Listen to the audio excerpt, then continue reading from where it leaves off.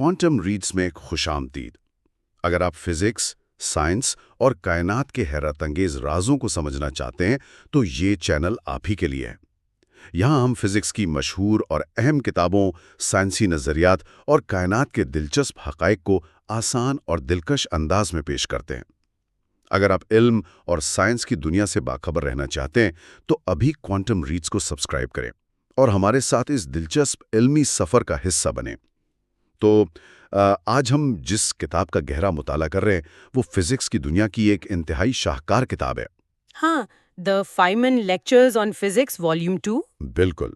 اس کتاب میں رچرڈ فائمن نے الیکٹرو میگنیٹزم اور میٹر مطلب مادے کے جو بنیادی اصول ہیں ان کو بڑی تفصیل سے بیان کیا ہے۔ اس میں برقی اور میگنیٹیسی میدان، ان کے قانون اور ان کے درمیان تعلق کو سائنسی انداز میں پیش کیا گیا ہے۔ اور جس خوبصورتی سے انہوں نے یہ سب سمجھایا ہے، اس کی مثال ملنا واقعی مشکل ہے۔ یہ حصہ نمبر 1 ہے۔ اس حصے میں ہم الیکٹرو میگنیٹزم کی بنیاد اور ویکٹر فیلڈز کے بنیادی تصورات کو سمجھیں گے، ان کی تہ تک جائیں، تاکہ آگے چل کر کائنات کے ان پراسرار مظاہر کو سمجھنے کے لیے ایک مضبوط بنیاد بن سکے۔ صحیح؟ بالکل صحیح۔ مقصد یہی ہے کہ ہم سمجھ سکیں کہ یہ برقی اور میگنیٹسی قوتیں کیسے کام کرتی ہیں، اور سب سے اہم بات یہ کہ طبیعت دان یعنی فزسسٹس ان غیر مرئی قوتوں کا نقشہ خلا میں بناتے کیسے ہیں۔ یہ نقشہ بنانے والی بات بہت دلچسپ ہے، لیکن اس سے پہلے ذرا ایک لمحے کے لیے ایک منظر تصور کریں۔ جی بتائیں۔ فرض کریں کہ دو انسان ایک دوسرے سے صرف ایک ہاتھ کے فاصلے پر کھڑے ہیں، اچھا۔ اور اگر ان دونوں کے جسموں میں ان کے پروٹونز کے مقابلے میں صرف 1% یعنی 1% زیادہ الیکٹرونز آ جائیں تو ان کے درمیان پیدا ہونے والی جو دھکیلنے کی قوت ہے یا ریپولشن فورس ہے وہ کتنی طاقتور ہوگی؟ لوگ شاید سوچیں گے کہ یہ کوئی معمولی سی قوت ہوگی۔ ہاں، یا زیادہ سے زیادہ یہ کہ کیا اس قوت سے ماؤنٹ ایوریسٹ کو اٹھایا جا سکتا ہے یا امپائر اسٹیٹ بلڈنگ کو؟ لیکن جواب اس سے کہیں زیادہ خوفناک ہے۔ واقعی وہ قوت اتنی زیادہ ہوگی کہ وہ پوری زمین کے وزن کو اٹھا سکتی ہے۔ مطلب صرف 1% الیکٹرونز کے اضافے سے پوری زمین کا وزن۔ یہ سن کر تو واقعی دماغ گھوم جاتا ہے۔ اور دیکھیں، جب بھی کائنات کی بنیادی قوتوں کا ذکر آتا ہے تو عام طور پر سب سے پہلے کشش ثقل یعنی گریوٹی کا خیال آتا ہے۔ ہاں بالکل، ایسا لگتا ہے جیسے کشش ثقل ہی وہ سب سے بڑی قوت ہے جو ستاروں، سیاروں اور ہم انسانوں کو زمین پر روکے ہوئے۔ لیکن فائنمین اپنی کتاب کے بالکل آغاز میں ہی یہ انکشاف کرتے ہیں کہ برقی قوتیں جنہیں الیکٹریکل فورسز کہتے ہیں وہ کشش ثقل کے مقابلے میں اربوں خربوں گنا زیادہ طاقتور ہیں۔ خربوں گنا؟ ارے واہ! لیکن پھر یہاں ایک عجیب سی الجھن پیدا ہوتی ہے۔ وہ کیا؟ اگر یہ قوتیں اتنی ہی بے پناہ ہیں تو ہم روزمرہ کی زندگی میں انہیں اس طرح محسوس کیوں نہیں کرتے جیسے کشش ثقل کو محسوس کرتے ہیں؟ یہ ایک بہت ہی زبردست اور بنیادی سوال ہے، اور اس کا جواب قدرت کے ایک انتہائی کامل اور پرفیکٹ توازن میں چھپا ہوا ہے۔ توازن مطلب کس چیز کا توازن؟ اصل میں کائنات کے اندر مثبت اور منفی چارجز یعنی پروٹونز اور الیکٹرونز کے درمیان ایک ایسا کامل توازن موجود ہے جو اس عظیم الشان قوت کو ہماری نظروں سے چھپا لیتا ہے۔ اچھا، تو مطلب جتنے پروٹونز ہیں اتنے ہی الیکٹرونز ہیں؟ بالکل۔ فزکس کا ایک سادہ سا اصول ہے، یکساں چارجز ایک دوسرے کو زبردست قوت سے دور دھکیلتے ہیں اور مخالف چارجز ایک دوسرے کو اتنی زبردست قوت سے اپنی طرف کھینچتے ہیں۔ صحیح۔ جب یہ دونوں چارجز بالکل برابر مقدار میں ایک ساتھ موجود ہوتے ہیں تو وہ ایک دوسرے کے اثر کو اس حد تک منسوخ یا کینسل کر دیتے ہیں کہ باہر سے دیکھنے پر کوئی قوت محسوس ہی نہیں ہوتی۔ یہ بالکل ایسا ہے جیسے ہم ایک ایسی کائنات میں رہ رہے ہوں جو انتہائی مضبوط سپرنگ سے بندھی ہوئی ہے۔ یہ تشبیہ بہت عمدہ ہے۔ ہاں، وہ سپرنگز بے پناہ تناؤ اور کھنچاؤ کا شکار ہیں، لیکن وہ اتنے کامل توازن میں ہیں کہ ان کی موجودگی کا احساس ہی نہیں ہوتا۔ اگر دیکھا جائے تو مادہ یا میٹر اسی توازن کی وجہ سے اپنی شکل برقرار رکھتا ہے اور ٹھوس ہوتا ہے۔ بالکل ایسا ہی ہے۔ جب کوئی شخص کسی میز کو دباتا ہے نا تو دراصل اس شخص کے ہاتھ کے الیکٹرونز میز کے الیکٹرونز کو دھکیل رہے ہوتے ہیں۔ وہ میز اس لیے ٹھوس محسوس ہوتی ہے کیونکہ وہ الیکٹرونز ایک دوسرے کو دور دھکیلنے کی زبردست قوت کا مظاہرہ کر رہے ہوتے ہیں۔ میں اس بات سے پوری طرح متفق ہوں، اور اس بات کی گہرائی کا اندازہ اس سے لگایا جا سکتا ہے کہ تاریخ میں طویل عرصے تک انسانوں کو اس طاقتور ترین قوت کا کوئی خاص علم ہی نہیں تھا۔ واقعی؟ مطلب اتنی بڑی قوت اور کسی کو خبر ہی نہیں؟ ہاں، اگر قدیم یونانیوں کی بات کی جائے تو انہیں صرف 2 ایسے مظاہر کا علم تھا جن میں توازن تھوڑا سا بگڑا ہوا نظر آتا تھا۔ وہ کون سے مظاہر تھے؟ پہلا ایک امبر یعنی ایمبر کا ٹکڑا تھا، جسے رگڑنے سے وہ معمولی کاغذ کے ٹکڑوں کو اپنی طرف کھینچتا تھا، اور دوسرا مقناطیسی پتھر یا جسے لوڈ سٹون کہتے ہیں۔ اچھا، تو وہ اسے کیا سمجھتے تھے؟ وہ لوگ ان دونوں چیزوں کو کوئی جادوئی عمل سمجھتے تھے۔ انہیں اس بات کا بالکل بھی اندازہ نہیں تھا کہ یہ معمولی سی کشش دراصل کائنات کی سب سے غالب قوت کا ایک انتہائی معمولی سا رساؤ یعنی لیکیج ہے۔ لیکیج ہے، ہاں، یہ تو واقعی حیرت انگیز ہے۔ اور آج کی جدید سائنس ہمیں بتاتی ہے کہ پوری کیمسٹری، مالیکیولز کا آپس میں جڑنا، خلیوں کا کام کرنا اور یہاں تک کہ زندگی کا وجود بھی انہی برقی قوتوں کی مرہون منت ہے۔ لیکن ذرا رکیے، یہاں ایک اور بڑی الجھن جنم لیتی ہے۔ جی فرمائیں۔ اگر یہ قوتیں اتنی ہی طاقتور ہیں اور کائنات کے ہر ذرے کے درمیان موجود ہیں، تو یہ فاصلے پر کام کیسے کرتی ہیں؟ مطلب آپ کا اشارہ اس طرف ہے کہ یہ بغیر کسی واسطے کے اثر انداز ہوتی ہیں؟ بالکل۔ مثال کے طور پر سورج کی روشنی زمین تک پہنچتی ہے یا 2 میگنیٹس ایک دوسرے کو دور سے ہی دھکیل دیتے ہیں۔ پرانے زمانوں میں اسے ایکشن ایٹ اے ڈسٹنس یا فاصلے سے اثر انداز ہونے والا جادو کہا جاتا تھا۔ کیا فزکس واقعی جادو پر یقین رکھتی ہے؟ ہرگز نہیں، اور یہی وہ مقام ہے جہاں سائنسدانوں کو ایک نئے نظریے کی ضرورت پڑی۔ یہ جو ایکشن ایٹ اے ڈسٹنس کا تصور ہے نا، یہ آئزیک نیوٹن جیسے عظیم سائنسدانوں کے لیے بھی ہضم کرنا بہت مشکل تھا۔ تو پھر فائن مین نے اس مسئلے کو کیسے حل کیا؟ فائن مین میں فیلڈز یعنی فیلڈز کے تصور کو بہت تفصیل سے بیان کیا ہے۔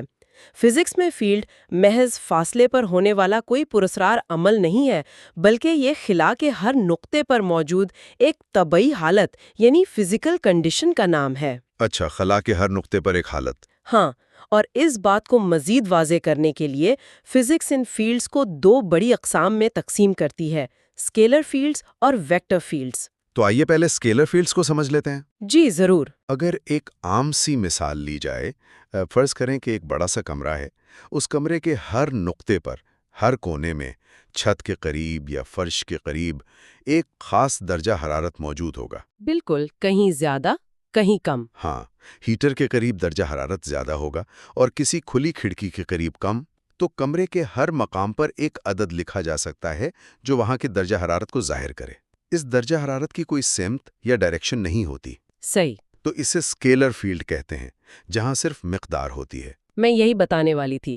اسکیلر فیلڈز کو سمجھنا کافی آسان ہے، لیکن برقی اور میگنیٹک قوتوں کی دنیا اتنی سادہ نہیں ہے۔ مطلب وہاں ڈائریکشن بھی آ جاتی ہے؟ بالکل، وہاں چیزیں صرف ایک مقدار تک محدود نہیں رہتی، بلکہ ان کے اثر کرنے کی ایک مخصوص سمت بھی ہوتی ہے، اور یہیں ویکٹر فیلڈز کا تصور آتا ہے۔ اچھا۔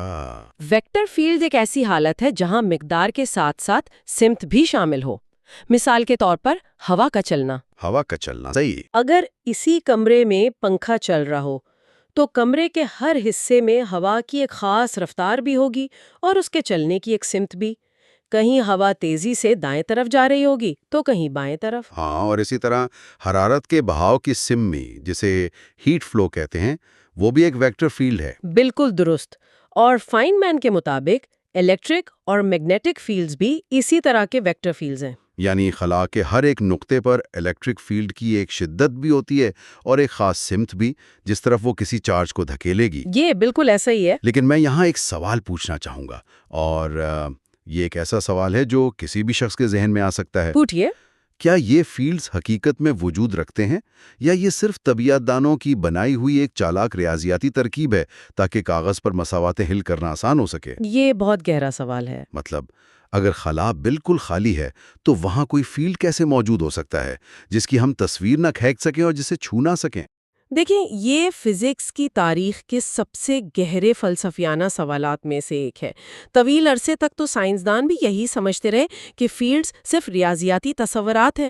پھر سوچ کیسے بدلی؟ فائن مین نے اس کتاب میں سختی سے یہ دلیل دی ہے کہ یہ فیلڈز بالکل حقیقی ہیں، مطلب ریئل ہیں۔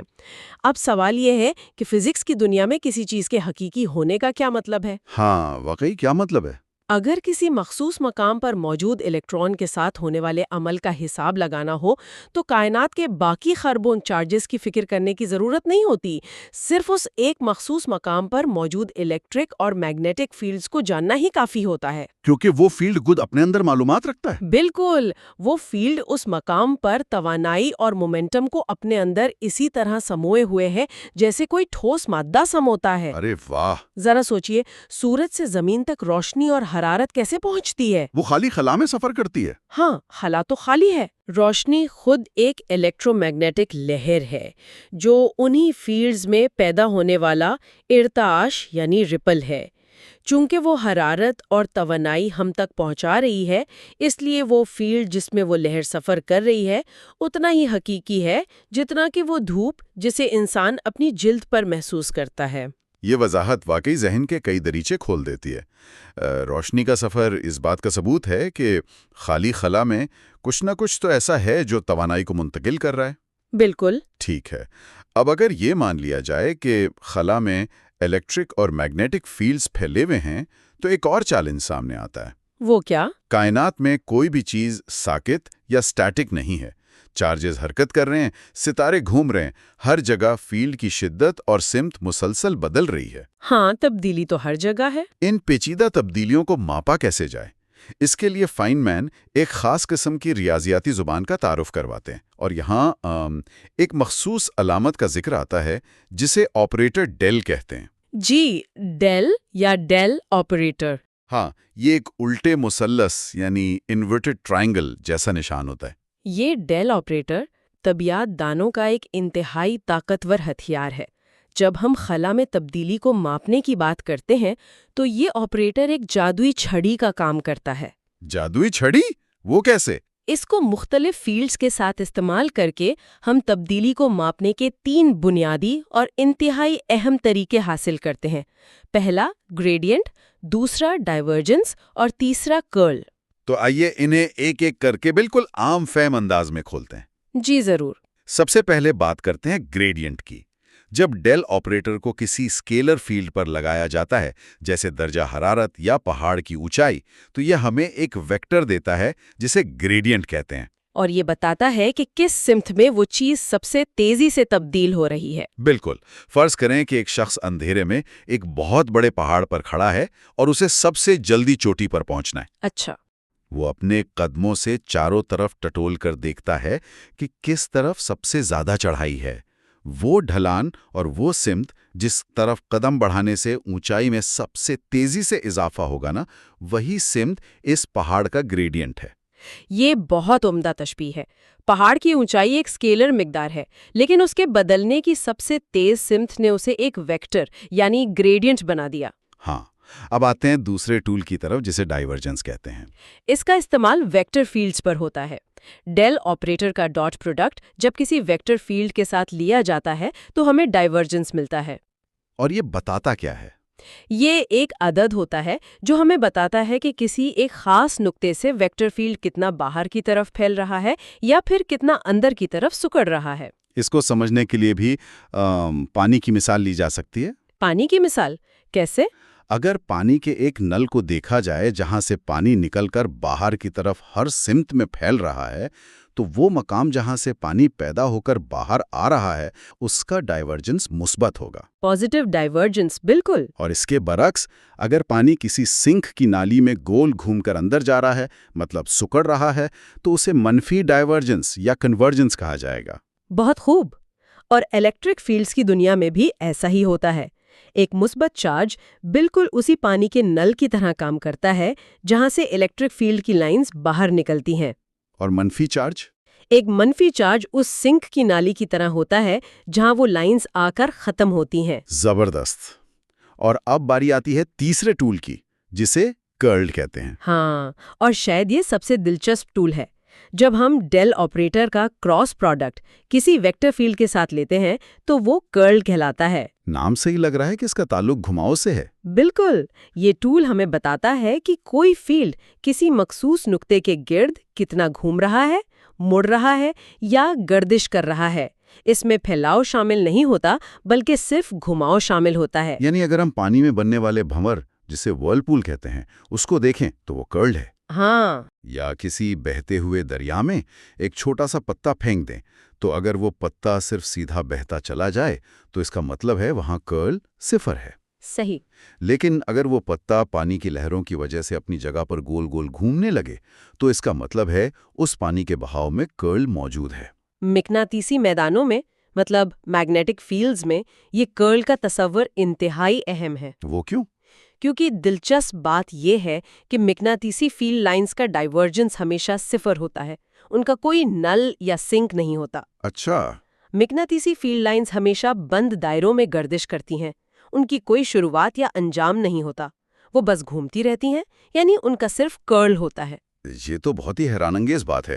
اب تک ہم نے جو بھی ٹولز ڈسکس کیے ہیں، گریڈینٹ، ڈائیورجنس اور کرل، یہ سب مقامی نوعیت کے ہیں نا؟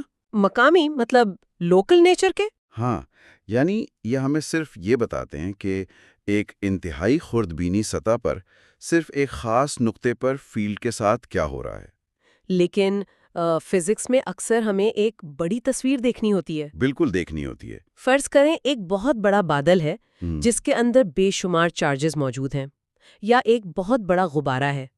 اگر یہ جاننا ہو کہ اس پورے غبارے کے اندر کتنا مجموعی چارج ہے تو کیا ہر ایک نقطے پر جا کر ڈائیورجنس ماپنا پڑے گا؟ یہ تو ناممکن ہے۔ ہاں، یہ ناممکن ہے، اور یہیں پر فزکس اور ریاضی کے 2 انتہائی عظیم نظریات یعنی تھیورمز ہماری مدد کو آتے ہیں، جو ان مقامی تبدیلیوں کو بڑے پیمانے کے اثرات کے ساتھ جوڑ دیتے ہیں۔ اور یہی وہ مقام ہے جہاں فائنمین اپنی کتاب میں گاس تھیورم اور سٹوکس تھیورم کا ذکر کرتے ہیں۔ یہ حصہ مجھے ذاتی طور پر بہت پراسرار لگتا ہے۔ ایسا لگتا ہے جیسے ہمیں ایک ناممکن حساب کتاب سے بچنے کا کوئی شارٹ کٹ مل گیا ہو۔ واقعی یہ فزکس میں ایک طرح کے چیٹ کوڈز کا کام کرتے ہیں۔ تو پہلے گاس کے نظریے یعنی گاس تھیورم کی بات کرتے ہیں۔ گاس کا نظریہ کسی فیلڈ کے ڈائیورجنس اور ایک بند سطح سے باہر نکلنے والے کل بہاؤ جسے فلکس کہتے ہیں، ان کے درمیان ایک انتہائی خوبصورت تعلق قائم کرتا ہے۔ اس کی کوئی عام سی مثال؟ اسے ایک سادہ سی مثال سے سمجھتے ہیں۔ فرض کریں کہ ایک بہت بڑا اسٹیڈیم ہے۔ ٹھیک ہے۔ اس کے اندر کیا ہو رہا ہے، کتنے لوگ آ رہے ہیں، کتنے جا رہے ہیں، ہمیں اس سے کوئی غرض نہیں۔ اچھا۔ اگر ہم صرف اسٹیڈیم کے تمام دروازوں پر یعنی اس کی بیرونی سطح پر کھڑے ہو کر یہ گن لیں کہ مجموعی طور پر کتنے لوگ باہر نکلے تو ہم بخوبی جان سکتے ہیں کہ اندر لوگوں کی تعداد میں کیا تبدیلی آئی ہے۔ ارے واہ، یہ تو بہت آسان ہو گیا۔ گاس کا نظریہ بھی یہی کہتا ہے۔ کسی بند سطح سے باہر نکلنے والا کل فلکس اس سطح کے اندر موجود کل ڈائیورجنس کے بالکل برابر ہوتا ہے۔ اندر کی پیچیدگیوں میں جائے بغیر صرف بیرونی خول کو دیکھ کر اندر کا حال جان لیا جاتا ہے۔ یہ بات سمجھنے میں تو بہت پرلطف ہے۔ اور پھر دوسرا نظریہ یعنی سٹوکس تھیورم آتا ہے، یہ کیا کرتا ہے؟ یہ فیلڈ کے کرل اور کسی سرحدی لائن یعنی باؤنڈری لائن کے گرد ہونے والی کل حرکت کے درمیان تعلق بناتا ہے۔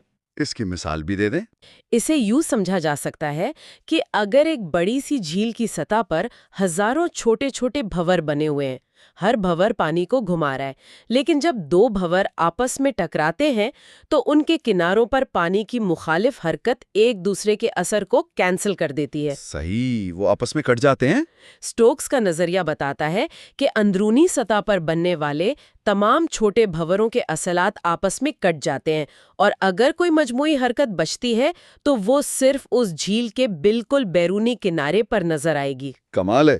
تو اگر اس جھیل کے کنارے کے ساتھ ساتھ ایک چکر لگا کر فیلڈ کو ماپ لیا جائے تو پورے علاقے کا کرل معلوم ہو جاتا ہے۔ بالکل ایسا ہی ہے۔ لیکن دیکھیں، یہاں ایک بہت بڑا سوال پیدا ہوتا ہے۔ جی، کیا سوال؟ اور سچ کہوں تو جب اتنے بھاری بھرکم ریاضیاتی تصورات ایک دم سامنے آتے ہیں تو انسان کا ذہن کچھ دیر کے لیے الجھ کر رہ جاتا ہے۔ فائنمین نے کتاب کے بالکل آغاز میں مطلب والیوم 2 کے پہلے ہی چند ابواب میں اتنی مشکل ریاضی کیوں پڑھانا شروع کر دی؟ یہ ایک بہت جائز سوال ہے۔ کیا یہ بہتر نہیں تھا کہ سیدھا سیدھا تاروں میں بہنے والا کرنٹ، بیٹریوں یا روزمرہ زندگی کے سرکٹس پر بات کی جاتی؟ یہ ڈائیورجنس، کرل، فلکس اور باؤنڈریز، مطلب کیا ان تجریدی تصورات کو شروع میں ہی پیش کر کے کتاب کو بلا وجہ بوجھل نہیں بنا دیا گیا؟ یہ اعتراض بظاہر بہت درست معلوم ہوتا ہے، لیکن یہاں جو بات سب سے زیادہ حیران کن ہے اور جو فائن مین کی اصل ذہانت ہے وہ یہ ہے کہ الیکٹرو میگنیٹزم کے اصل راز سرکٹس یا تاروں میں نہیں ہیں۔ پھر کہاں ہیں؟ وہ ان خالی جگہوں اور فیلڈز میں چھپے ہوئے ہیں۔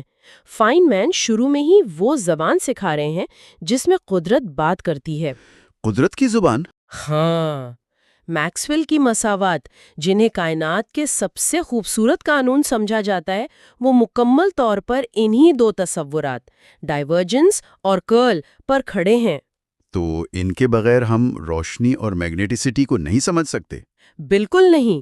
ان نظریات کے بغیر ہم کبھی یہ سمجھ ہی نہیں سکتے کہ روشنی، میگنیٹیسٹی اور بجلی آپس میں کس طرح جڑے ہوئے ہیں۔ تو گویا یہ ریاضیاتی ٹولز وہ چابی ہیں جو روشنی کا راز کھولتے ہیں؟ بالکل درست۔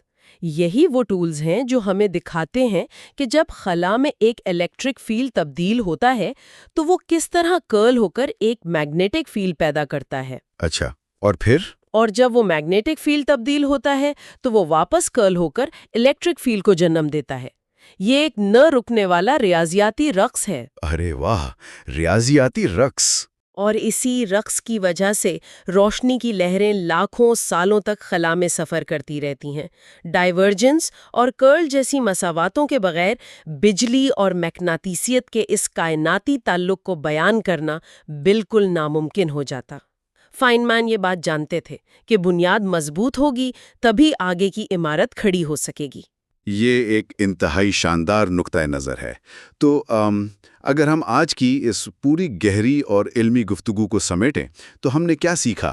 جی بتائیں۔ سب سے پہلے ہم نے کائنات کی ان طاقتور ترین برقی قوتوں کو دریافت کیا جو زمین کو اٹھا لینے کی صلاحیت رکھتی ہیں، لیکن کائنات کے ایک کامل توازن کی وجہ سے ہماری نظروں سے پوشیدہ رہتی ہیں۔ بالکل۔ پھر ہم نے یہ جانا کہ یہ قوتیں فاصلے سے کوئی جادوئی عمل نہیں کرتی، بلکہ خلا میں موجود غیر مرئی لیکن حقیقی فیلڈز کے ذریعے سفر کرتی ہیں۔ صحیح۔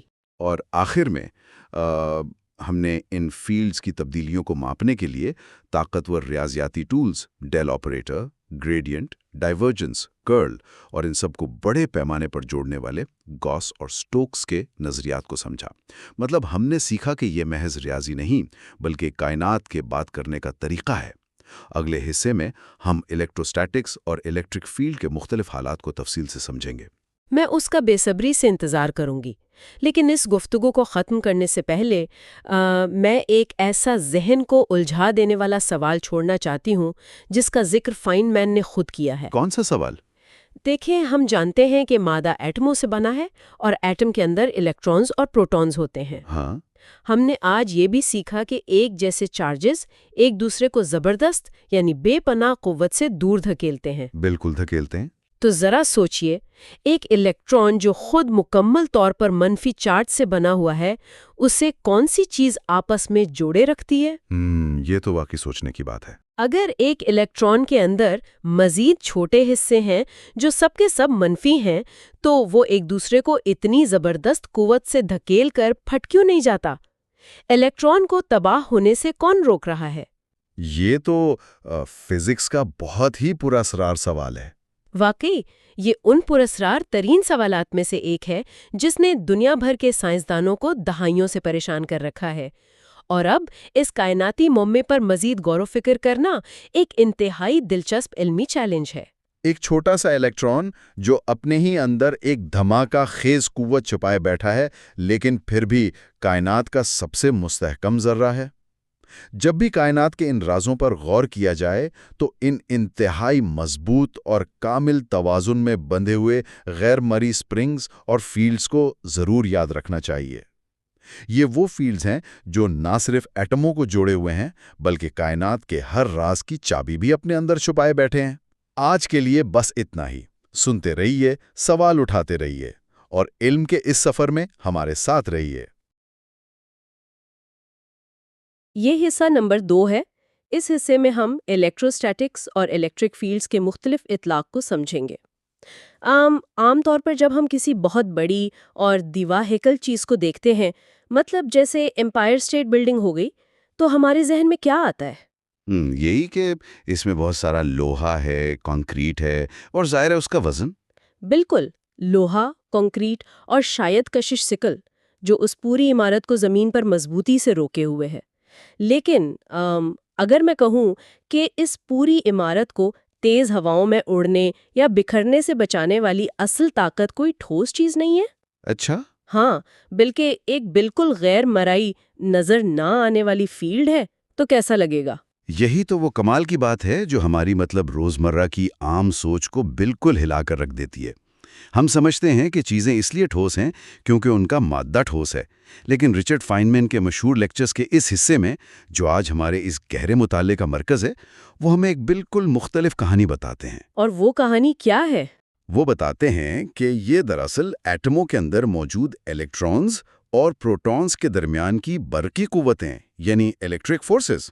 دیکھیں، یہ قوتیں اتنے زبردست اور حیران کن توازن میں ہوتی ہیں کہ وہ مادے کو وہ سختی فراہم کرتی ہیں جسے ہم چھو سکتے ہیں اور محسوس کر سکتے ہیں۔ واہ! تو آج کے اس مطالعے کا مقصد اسی نظر نہ آنے والی مشینری کو ڈی کوڈ کرنا ہے۔ ہم فائنمین لیکچرز کی دوسری جلد کو بنیاد بنا کر یہ سمجھیں گے کہ الیکٹرک چارجز آخر کس طرح ایک دوسرے سے بات کرتے ہیں، بالکل، اور ان کے گرد پیدا ہونے والے فیلڈز کیسے کام کرتے ہیں، اور یہ فیلڈز خالی خلا میں توانائی کیسے محفوظ کرتے ہیں۔ تو چلیں اس سب کو کھول کر سمجھتے ہیں۔ ضرور۔ سب سے پہلے مجھے یہ بتائیں کہ ہم نے ہمیشہ سنا ہے کہ ایک چارج دوسرے چارج کو کھینچتا ہے یا دھکیلتا ہے، جس کے لیے ہم کولمبس کا قانون یا کولمبس لا استعمال کرتے ہیں۔ صحیح۔ یہ قانون ہمیں بتاتا ہے کہ دو چارجز کے درمیان قوت ان کے فاصلے کے مربع مطلب اسکوائر کے الٹ ہوتی ہے، یعنی جتنا دور جائیں گے قوت اتنی تیزی سے کم ہوگی۔ بالکل ایسا ہی ہے۔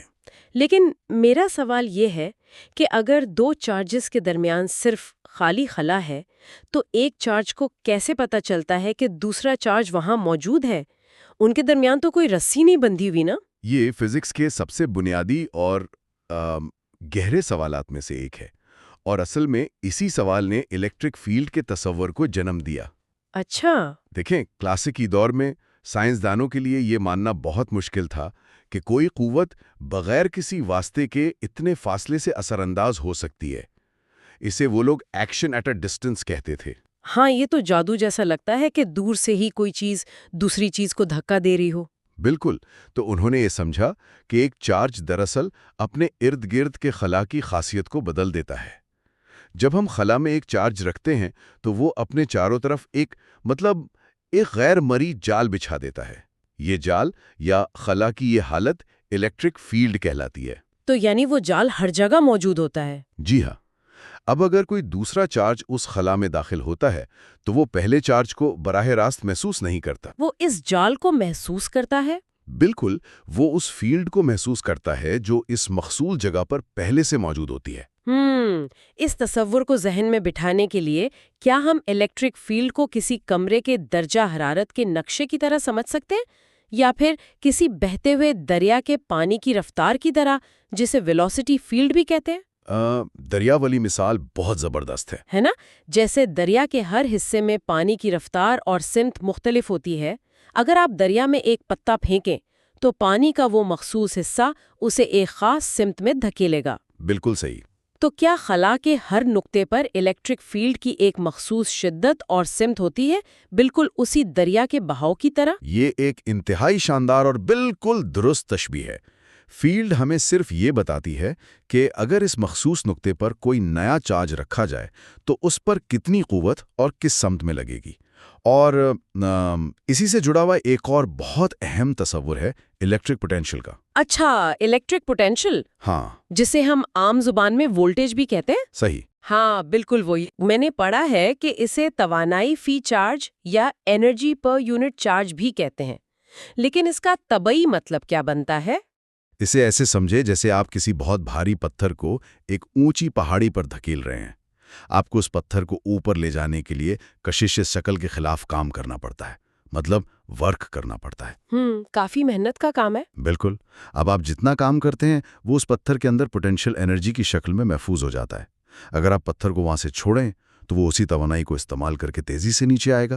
میں سمجھ رہی ہوں۔ بالکل اسی طرح اگر ایک الیکٹرک فیلڈ موجود ہے اور آپ ایک چارج کو اس فیلڈ کے خلاف زبردستی کسی نقطے تک لے کر جاتے ہیں تو آپ کو جو کام کرنا پڑتا ہے، جو توانائی لگتی ہے، وہ اس چارج کے الیکٹرک پوٹینشیل کے طور پر محفوظ ہو جاتی ہے۔ لیکن ایک سیکنڈ، یہاں مجھے تھوڑا سا شک پیدا ہو رہا ہے۔ جی بتائیں۔ ہم لیبارٹری میں تو صرف 2 چیزوں کو ناپ سکتے ہیں نا، ایک چارج اور دوسرا اس پر لگنے والی قوت۔ جب ہم صرف قوت کو ناپ سکتے ہیں تو کیا یہ جو فیلڈ اور پوٹینشیل کی ہم بات کر رہے ہیں یہ صرف ریاضی کے کچھ فارمولہ ہی نہیں ہے؟ مطلب آپ کا خیال ہے کہ یہ صرف کیلکولیشنز کو آسان بنانے کے لیے ہیں؟ ہاں، میرا مطلب ہے کیا اس فیلڈ کا خلا میں واقعی کوئی حقیقی وجود ہے یا ہم نے بس اپنی آسانی کے لیے اسے فرض کر لیا ہے؟ یہ وہ سوال ہے جس نے پوری کلاسیکی فزکس میں ایک طرح سے انقلاب برپا کر دیا تھا، اور اس کا جواب ہے جی ہاں، فیلڈ واقعی ایک حقیقی طبعی وجود رکھتی ہے۔ واقعی؟ لیکن ہم اسے ثابت کیسے کر سکتے ہیں؟ اس کی سب سے بڑی دلیل یہ ہے کہ الیکٹرک فیلڈ کے اندر توانائی اور مومنٹم مطلب حرکت کی مقدار محفوظ ہوتی ہے۔ دیکھیں، فرض کریں ایک چارج اچانک اپنی جگہ سے ہلتا ہے۔ ٹھیک ہے۔ اس کے ہلنے کی وجہ سے جو فیلڈ میں تبدیلی آتی ہے وہ پوری کائنات میں فوراً نہیں پہنچ جاتی۔ اسے روشنی کی رفتار سے سفر کرنے میں کچھ وقت لگتا ہے۔ اچھا، یعنی اس میں ایک ڈیلے ہوتا ہے۔ بالکل، ڈیلے ہوتا ہے۔ اب اس درمیانی وقت میں جب ایک چارج ہل چکا ہے لیکن دوسرے چارج تک ابھی اس کا اثر نہیں پہنچا تو ان دونوں کے درمیان جو توانائی موجود ہے وہ کہاں ہے؟ وہ توانائی تو غائب نہیں ہو سکتی۔ بالکل نہیں ہو سکتی۔ وہ اس خالی خلا میں موجود فیلڈ کے اندر سفر کر رہی ہوتی ہے۔ اس سے ثابت ہوتا ہے کہ خلا خالی نہیں ہے بلکہ فیلڈز کا ایک حقیقی مسکن ہے۔ واہ، یہ تو بہت گہری بات ہے۔ تو گویا ہم ایک ایسے سٹیج پر کھڑے ہیں جہاں فیلڈز اپنا فعال کردار ادا کر رہی ہیں۔ اب ایک قدم اور آگے چلتے ہیں۔ جی چلیں۔ اگر میرے پاس صرف 2 یا 3 چارجز ہوں تو میں ان کی فیلڈ کا حساب ریاضی کے ذریعے لگا سکتی ہوں، لیکن اگر میرے پاس ریت کے ذرے جتنا بھی کوئی مادہ ہے تو اس میں تو اربوں خربوں چارجز ہوں گے نا؟ ہاں، بے شمار چارجز ہوں گے۔ تو پھر ہر ایک چارج کی فیلڈ کا الگ الگ حساب لگانا تو ایک ناممکن خواب لگتا ہے۔ میرا دماغ یا دنیا کا کوئی بھی سپر کمپیوٹر اس ریاضیاتی پیچیدگی کو کیسے سنبھالے گا؟ اور یہی پر فزکس کا وہ پہلو سامنے آتا ہے جو انتہائی خوبصورت اور سمارٹ ہے۔ فزکس دان ہر انفرادی چیز کا حساب لگانے کی بجائے قدرت کے مجموعی قوانین کو تلاش کرتے ہیں۔ اچھا، کوئی شارٹ کٹ؟ شارٹ کٹ کہہ لیں یا ایک وسیع اصول، اور الیکٹروسٹیٹکس میں اس مسئلے کا سب سے شاندار حل ہے گاؤس کا قانون، یعنی گاؤس لا۔ گاؤس کا قانون، میں نے نوٹس میں اس کے بارے میں پڑھا تھا۔ یہ بند سطحوں مطلب کلوز سرفیسز اور فلکس کی بات کرتا ہے۔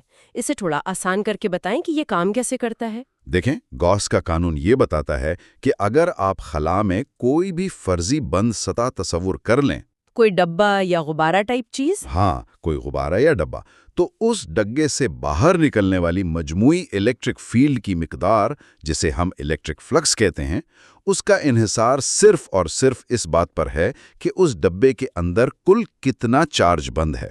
اچھا۔ جی، اندر وہ چارج کس ترتیب میں رکھا ہے، ایک جگہ جمع ہے یا بکھرا ہوا ہے، اس سے باہر والے فلکس پر کوئی فرق نہیں پڑتا۔ کیا یہ بالکل ویسے ہی کام کرتا ہے جیسے کسی جالی دار ڈبے کے اندر رکھے ہوئے پانی کے پائپس؟ پانی کے پائپس؟ کیسے؟ مطلب اگر میں اس جالی دار ڈبے سے باہر نکلنے والے پانی کی کل مقدار کو ناپ لوں تو میں بلا جھجک بتا سکتی ہوں کہ اندر موجود پائپ سے کل کتنا پانی نکل رہا ہے، چاہے اندر پائپ سیدھے رکھے ہوں، ٹیڑھے ہوں یا ایک دوسرے میں بری طرح الجھے ہوئے ہوں۔ کیا یہ ویسی ہی بات ہے؟ یہ ایک دم پرفیکٹ تشبیہ ہے، واہ! پانی کا بہاؤ دراصل الیکٹرک فلکس ہی ہے۔ ہم اندر موجود چارجز کی پیچیدہ ترتیب کو بالکل نظر انداز کر کے صرف باہر آنے والے مجموعی اثر کو ناپتے ہیں۔ یہ تو واقعی بہت کام کی چیز ہے۔ بہت زیادہ۔ گاؤس کے قانون کی وجہ سے ہم بہت سے پیچیدہ مسائل چٹکیوں میں حل کر لیتے ہیں۔ مثال کے طور پر فائنمین ایک یکساں چارجڈ والے کرے مطلب ایک یونیفارملی چارج سفیر کا ذکر کرتے ہیں۔ ٹھیک ہے۔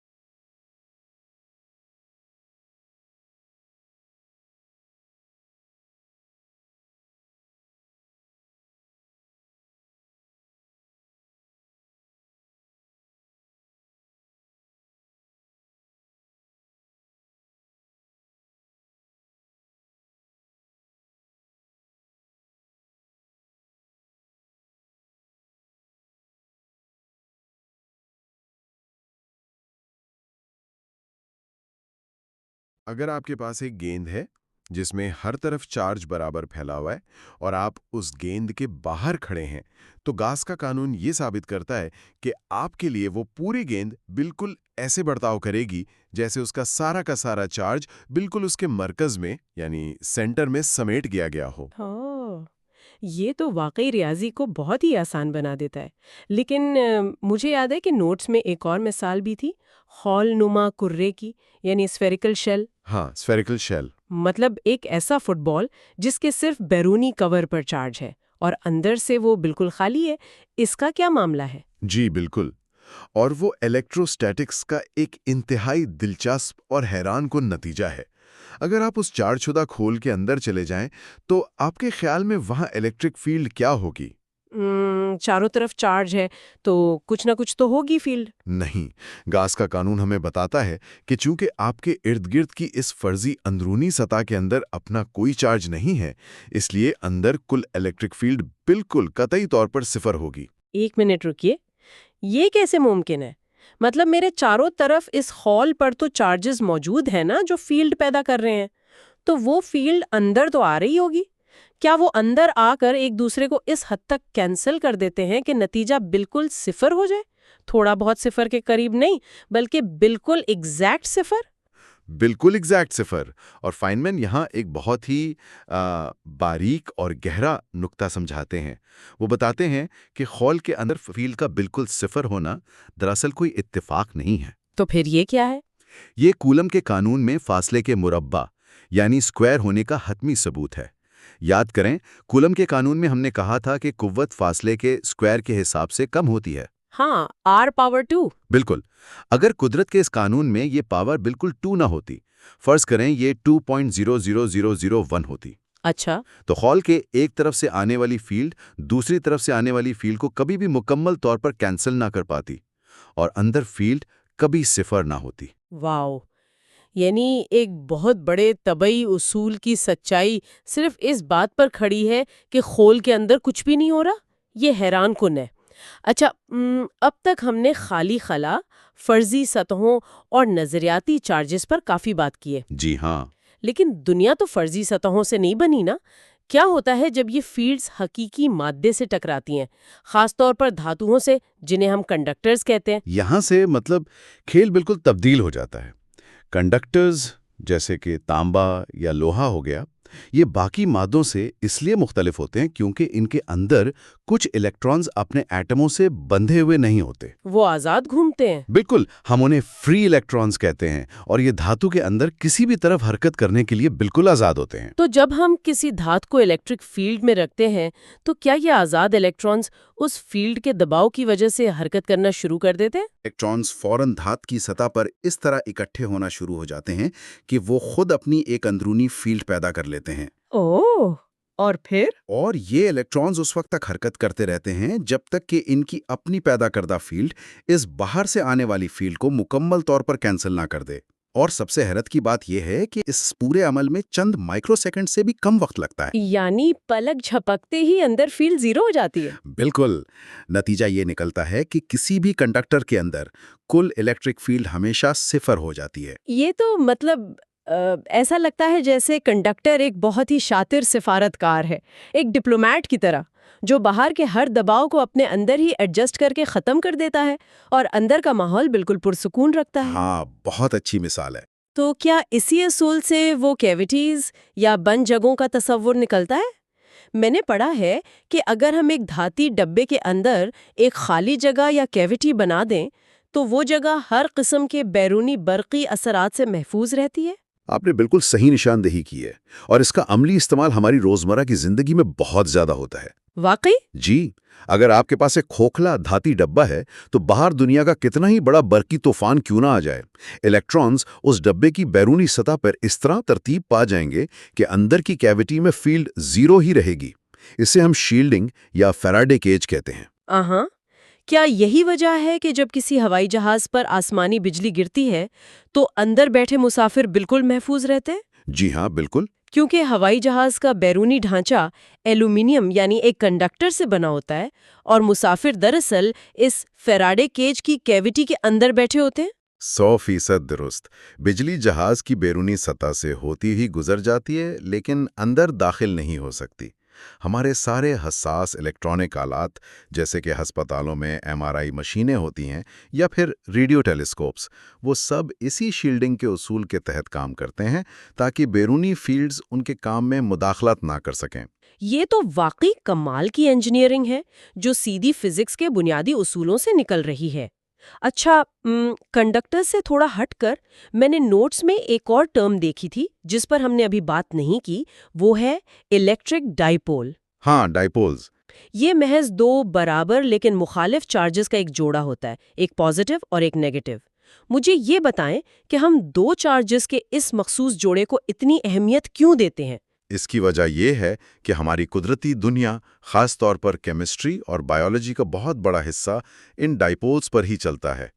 پانی کا مالیکیول یعنی H2O اس کی سب سے بہترین مثال ہے۔ پانی کا مالیکیول کیسے؟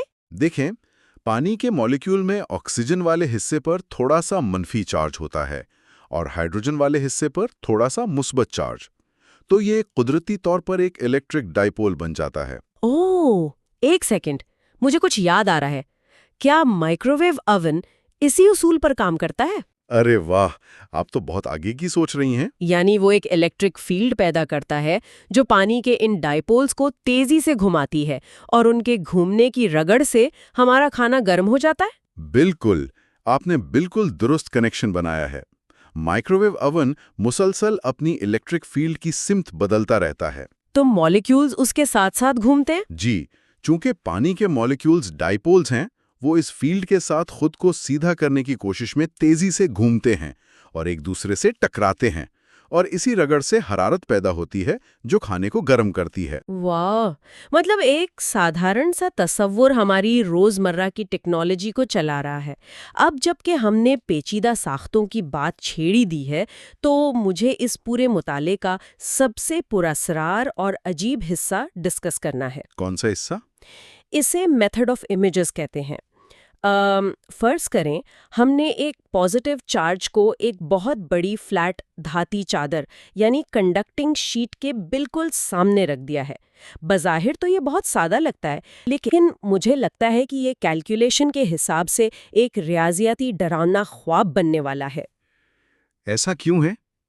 ایسا اس لیے ہے کیونکہ جیسے ہی آپ چارج کو اس دھاتی چادر کے سامنے رکھیں گے، وہ چارج دھات کے اندر موجود الیکٹرانز کو اپنی طرف کھینچے گا۔ ہاں، پازیٹیو چارج منفی الیکٹرانز کو کھینچے گا۔ بالکل، تو دھات کی سطح پر لاکھوں کروڑوں منفی چارجز ابھر آئیں گے، لیکن مسئلہ یہ ہے کہ یہ چارجز برابر نہیں پھیلے ہوں گے۔ اچھا، تو وہ کیسے پھیلے ہوں گے؟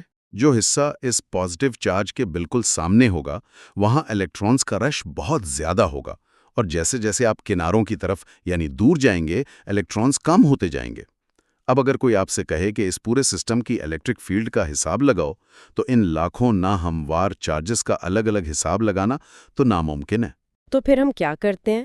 کیا ہم یہاں بھی گاس کے قانون کی طرح کوئی شارٹ کٹ استعمال کرتے ہیں؟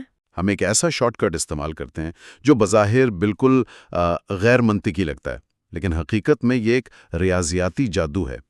میتھڈ آف امیجز ہمیں کہتا ہے کہ آپ اس دھاتی چادر کو اور اس پر پھیلے ہوئے ان لاکھوں الیکٹرانز کو بالکل بھول جائیں۔ فرض کریں کہ وہ چادر وہاں سرے سے موجود ہی نہیں ہے۔ ہیں؟ یہ تو واقعی عجیب ہے۔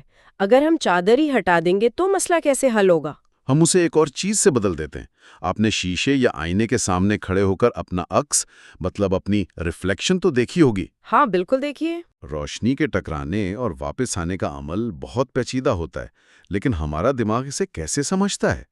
دماغ بس یہ فرض کر لیتا ہے کہ شیشے کے بالکل پیچھے اتنے ہی فاصلے پر ایک اور آپ کھڑے ہیں۔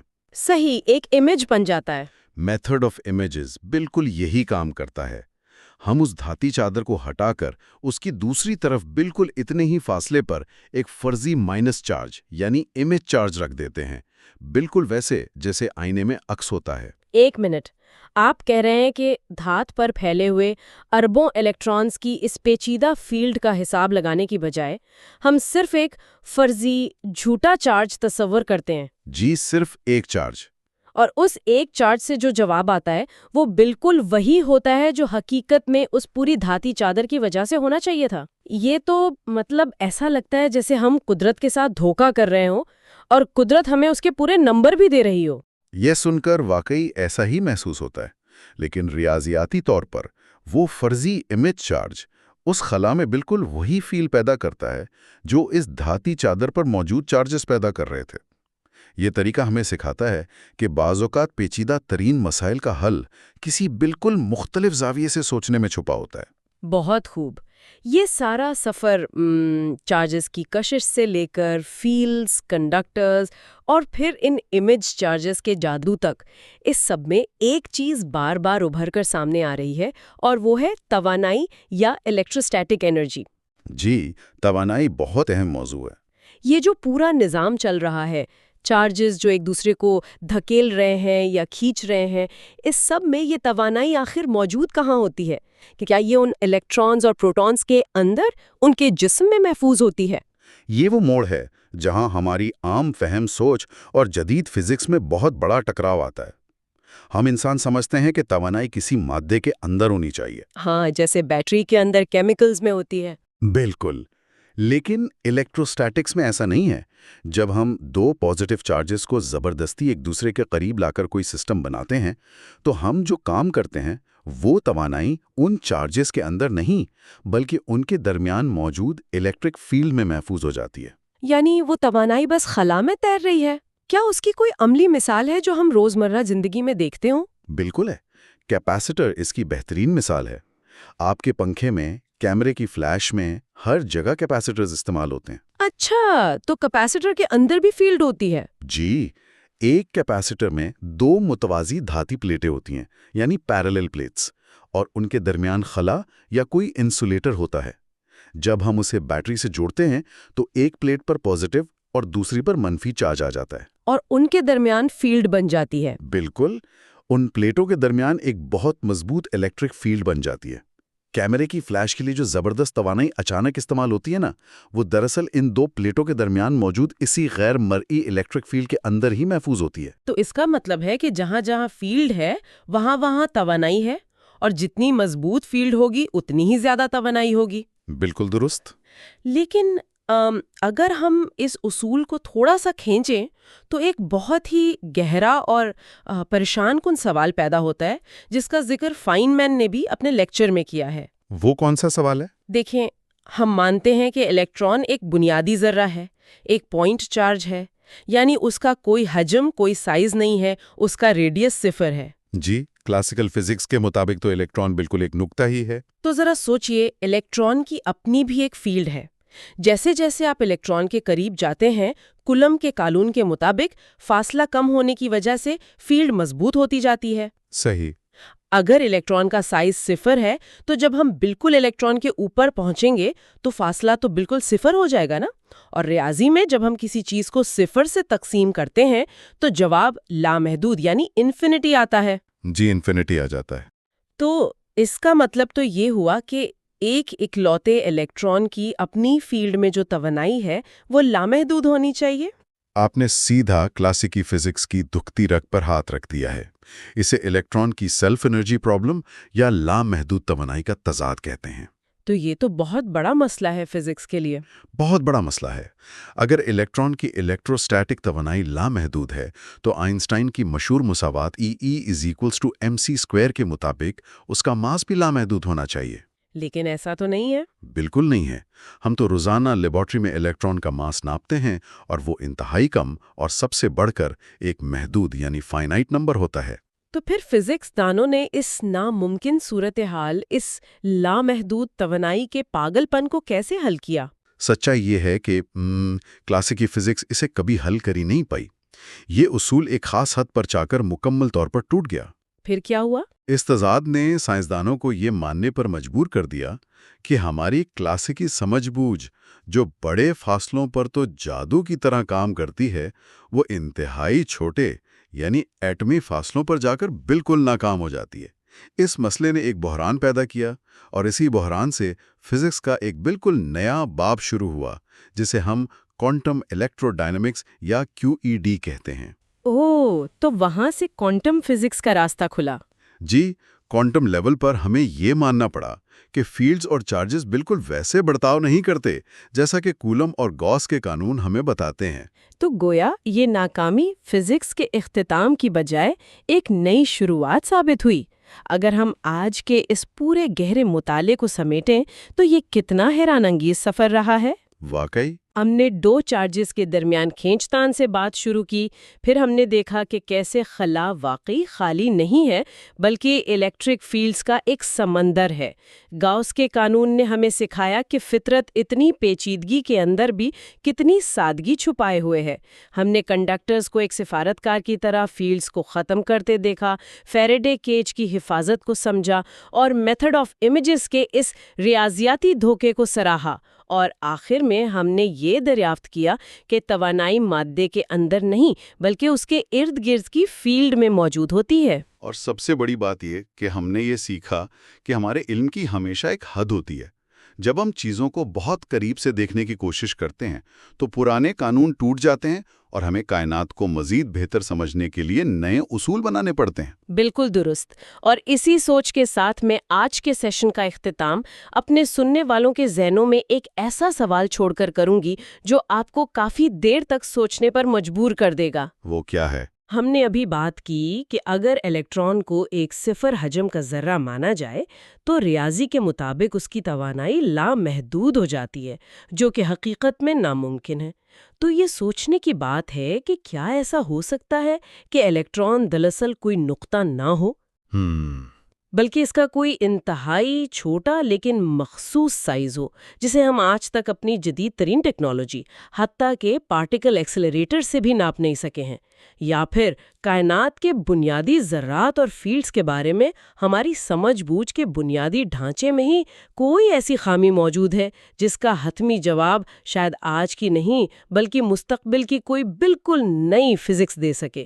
یہ ایک ایسا اسرار ہے جو کسی بھی تجسس رکھنے والے ذہن کو بے چین کرنے کے لیے کافی ہے۔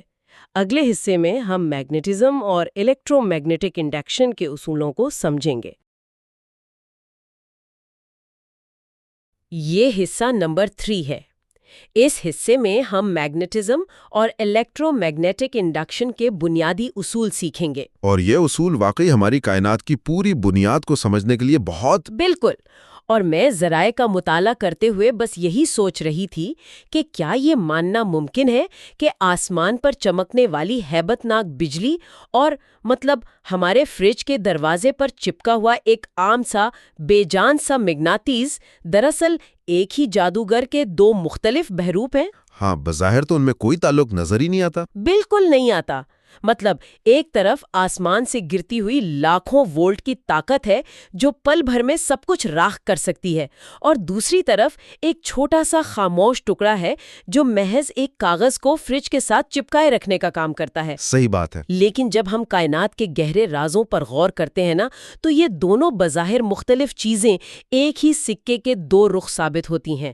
آج کا ہمارا یہ تفصیلی جائزہ اسی راز سے پردہ اٹھائے گا۔ اور آج کے سفر کے لیے ہماری رہنمائی کا ذریعہ بنے گی فزکس کی دنیا کی مانی ہوئی کتاب فائنمین لیکچرز آن فزکس کی دوسری جلد۔ جی بالکل۔ تو اگر ہم روزمرہ کی زندگی کی بات کریں تو انسان برقی میدان، جسے ہم الیکٹرک فیلڈ کہتے ہیں، اور مغناطیسی میدان یعنی میگنیٹک فیلڈ، ان کو دو بالکل الگ طاقتیں سمجھتا ہے۔ ہاں، عموماً لوگ یہی سوچتے ہیں، بجلی کے تاروں کا نظام الگ لگتا ہے اور مغناطیس کا نظام الگ۔ ہاں نا؟ لیکن آج کا ہمارا مقصد ان دونوں طاقتوں کے اس حیرت انگیز ملاپ کو سمجھنا ہے جسے فزکس کی زبان میں الیکٹرو میگنیٹزم کہا جاتا ہے۔ اور دیکھیں، یہ محض کچھ خشک نظریات نہیں ہیں، یہ وہ بنیادی اصول ہیں جن پر ہماری پوری جدید دنیا کی بنیاد رکھی گئی ہے۔ سب سے دلچسپ بات یہ ہے کہ قدرت کس طرح انتہائی سادہ اصولوں کو آپس میں ملا کر اتنے پیچیدہ اور حیران کن نتائج پیدا کرتی ہے۔ چلے پھر اس بات کی گہرائی میں چلتے ہیں۔ الیکٹرک فیلڈز کے بارے میں تو پچھلے حصوں میں بات ہو چکی ہے کہ وہ چارجز کی وجہ سے پیدا ہوتی ہیں۔ جی، جہاں کوئی برقی چارج ہوگا وہاں الیکٹرک فیلڈ ضرور موجود ہوگی۔ ہاں، یہ تصور تو سمجھنا نسبتاً آسان ہے، لیکن یہ جو میگنیٹک فیلڈ یا میگنیٹک فیلڈ ہے، یہ آخر جنم کیسے لیتا ہے؟ ذرائع کے مطابق اس کے پیچھے قدرت کا کون سا میکانزم کام کر رہا ہے؟ اصل میں یہی وہ بنیادی نقطہ ہے جہاں سے اس ساری کہانی کی شروعات ہوتی ہے۔ میگنیٹک فیلڈ کا سیدھا اور براہ راست تعلق حرکت کے ساتھ ہے۔ حرکت کے ساتھ؟ یعنی کوئی چیز چل رہی ہو؟ بالکل، جب برقی چارجز حرکت کرتے ہیں، یعنی جب بھی کسی تار میں سے کرنٹ بہنا شروع ہوتا ہے، صرف تبھی میگنیٹک فیلڈ پیدا ہوتا ہے۔ اچھا، تو رکے ہوئے چارج کا کیا ہوگا؟ اس کو یوں سمجھیں کہ ایک رکا ہوا چارج اپنے ارد گرد صرف ایک الیکٹرک فیلڈ بناتا ہے، بالکل ویسا ہی جیسے پانی کے تالاب میں رکا ہوا ایک پتھر، کوئی لہریں نہیں ہوتی۔ صحیح۔ لیکن جیسے ہی وہ چارج حرکت میں آتا ہے، وہ اپنے سفر کے ساتھ ساتھ خلا میں ایک میگنیٹک فیلڈ بھی بنانا شروع کر دیتا ہے۔ ایمپیئر کے قانون کی روشنی میں ہم اس تعلق کو بہت واضح طور پر دیکھ سکتے ہیں۔ یہ قانون ہمیں بتاتا ہے کہ بہنے والے کرنٹ کی مقدار اور اس سے پیدا ہونے والے مقناطیسی میدان کی طاقت کا آپس میں کتنا گہرا تعلق ہے۔ یعنی کرنٹ جتنا زیادہ ہوگا، تار میں جتنا زیادہ کرنٹ دوڑے گا، اس کے ارد گرد پیدا ہونے والا مقناطیسی میدان اتنا ہی طاقتور اور وسیع ہوگا۔ ارے واہ! تو یہاں پر ایک بہت ہی دلچسپ سوال میرے ذہن میں ابھر رہا ہے۔ جی ضرور پوچھیں۔ دیکھیں، اگر مقناطیسیت صرف حرکت کرتے ہوئے چارجز یا تار میں بہنے والے کرنٹ سے ہی پیدا ہوتی ہے، تو پھر ہمارے فریج پر چپکنے والے اس عام سے لوہے کے مقناطیس میں کون سا کرنٹ بہ رہا ہوتا ہے؟ ہاں، یہ ایک زبردست سوال ہے۔ مطلب اس میں تو کوئی تار نہیں لگی ہوتی نا، نہ ہی اس کے ساتھ کوئی بیٹری جڑی ہوتی ہے، وہ تو بظاہر بالکل ساکن اور بے جان سا لگتا ہے۔ پھر وہ کیسے اتنی طاقتور مقناطیسیت دکھاتا ہے کہ لوہے کی چیزوں کو اپنی طرف کھینچ لیتا ہے؟ یہ بظاہر ایک سادہ سا سوال لگتا ہے، لیکن حقیقت یہ ہے کہ کئی دہائیوں تک بڑے بڑے سائنسدان بھی اسی الجھن کا شکار رہے تھے۔ اچھا، ہاں، لوہے کا وہ ٹکڑا ہمیں باہر سے بالکل پرسکون اور ساکن لگتا ہے، لیکن اگر ہم اس کے اندر جا کر دیکھیں، بالکل ایٹم کی سطح پر، تو وہاں ایک زبردست ہنگامہ برپا ہے۔ ہنگامہ؟ کس قسم کا ہنگامہ؟ لوہے کے ایٹمز کے اندر موجود الیکٹرانز نہ صرف اپنے نیوکلیس کے گرد تیزی سے چکر لگا رہے ہیں، بلکہ وہ اپنے ہی محور یعنی ایکسس پر بھی تیزی سے گھوم رہے ہیں۔ اسے فزکس میں الیکٹران کی سپن یا محوری گردش کہا جاتا ہے۔ اچھا، تو گویا ہر ایک الیکٹران اپنی جگہ پر ایک چھوٹی سی نینو موٹر یا کرنٹ کے انتہائی چھوٹے لوپ کی طرح کام کر رہا ہے؟ بالکل ایسا ہی ہے۔ یہ تو بالکل ایسا ہی ہے جیسے اربوں خربوں چھوٹی چھوٹی بیٹریاں اور تاریں اس لوہے کے ٹکڑے کے اندر چھپی بھی ہوں اور مسلسل چل رہی ہوں۔ ہاں، آپ نے بالکل صحیح نقشہ کھینچا۔ کائنات کے ہر ایٹم میں یہ گردش موجود ہے۔ اب سوال یہ پیدا ہوتا ہے کہ پھر دنیا کی ہر چیز میگنیٹس کیوں نہیں ہوتی؟ ہاں، میں یہی سوچ رہی تھی، لکڑی یا پلاسٹک مقناطیس کیوں نہیں بنتے؟ اس کی وجہ یہ ہے کہ زیادہ تر عام چیزوں میں الیکٹرانز کی یہ محوری گردش مختلف اور بے ترتیب سمتوں میں ہوتی ہے۔ اچھا، مطلب کوئی الیکٹران دائیں گھوم رہا ہے تو کوئی بائیں گھوم رہا ہے؟ بالکل، اور اس بے ترتیبی کی وجہ سے ان کا انفرادی مقناطیسی اثر ایک دوسرے کو منسوخ کر دیتا ہے، یعنی کینسل کر دیتا ہے۔ صحیح صحیح۔ لیکن لوہے جیسے کچھ خاص قسم کے مواد میں ایک انوکھا کمال ہوتا ہے۔ ان کے اندر موجود بہت سے الیکٹرانز ایک ہی سمت میں منظم ہو کر گھومنا شروع کر دیتے ہیں۔ ارے واہ! جب ان اربوں خربوں الیکٹرانز کی یہ چھوٹی چھوٹی مقناطیسی طاقتیں ایک ساتھ مل کر ایک ہی سمت میں کام کرتی ہیں، تو ان کی مشترکہ حرکت ایک بہت بڑا اور طاقتور مقناطیسی میدان بنا دیتی ہے۔ تو ثابت یہ ہوا کہ وہ بظاہر ساکن مقناطیس بھی دراصل ان ان گنت چھوٹے چھوٹے الیکٹرک کرنٹس کے مسلسل بہاؤ کا ہی نتیجہ ہے، یعنی مقناطیسیت کے لیے حرکت شرط ہے۔ بالکل 100%۔ حرکت کے بغیر کچھ بھی نہیں ہے۔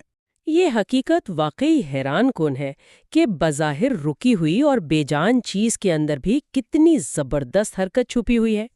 لیکن ذرائع کا مطالعہ کرتے ہوئے مجھے میگنیٹسزم کی ایک اور پراسرار بات نے بہت سوچنے پر مجبور کی۔ وہ کیا؟ الیکٹرک چارجز کے معاملے میں ہم دیکھتے ہیں کہ پازیٹیو اور نیگیٹو چارج کو الگ الگ کیا جا سکتا ہے۔ ایک الیکٹران تنہا رہ سکتا ہے، ہاں، بالکل الگ کیا جا سکتا ہے۔ لیکن میگنیٹس میں ہمیشہ نارتھ اور ساؤتھ پول ایک ساتھ کیوں چپکے رہتے ہیں؟ اگر ایک میگنیٹ کو بالکل درمیان سے کاٹ دیا جائے تو کیا اکیلا نارتھ پول نہیں مل جائے گا؟ یہ وہ مقام ہے جہاں میکسویل کی مساوات اپنا جادو دکھاتی ہے۔ میکسویل کی مساوات خاص طور پہ جس کا تعلق میگنیٹک فیلڈ کے پھیلاؤ سے ہے، وہ واضح طور پہ بتاتی ہے کہ میگنیٹک لکیریں ہمیشہ گول دائرے یا بند لوپ کی شکل میں ہوتی ہیں۔ یعنی ان کا کوئی سرا نہیں ہوتا؟ جی، وہ الیکٹرک فیلڈ کی لکیروں کی طرح کسی ایک خاص نقطے سے شروع ہو کر کسی دوسرے نقطے پہ ختم نہیں ہوتی۔ اس بات کا سیدھا سا مطلب یہ ہے کہ اس پوری کائنات میں آزاد مقناطیسی چارج، جسے سائنس کی زبان میں میگنیٹک مونوپول کہا جاتا ہے، اس کا سرے سے کوئی وجود ہی نہیں ہے۔ کیا آپ بات کر رہے ہیں؟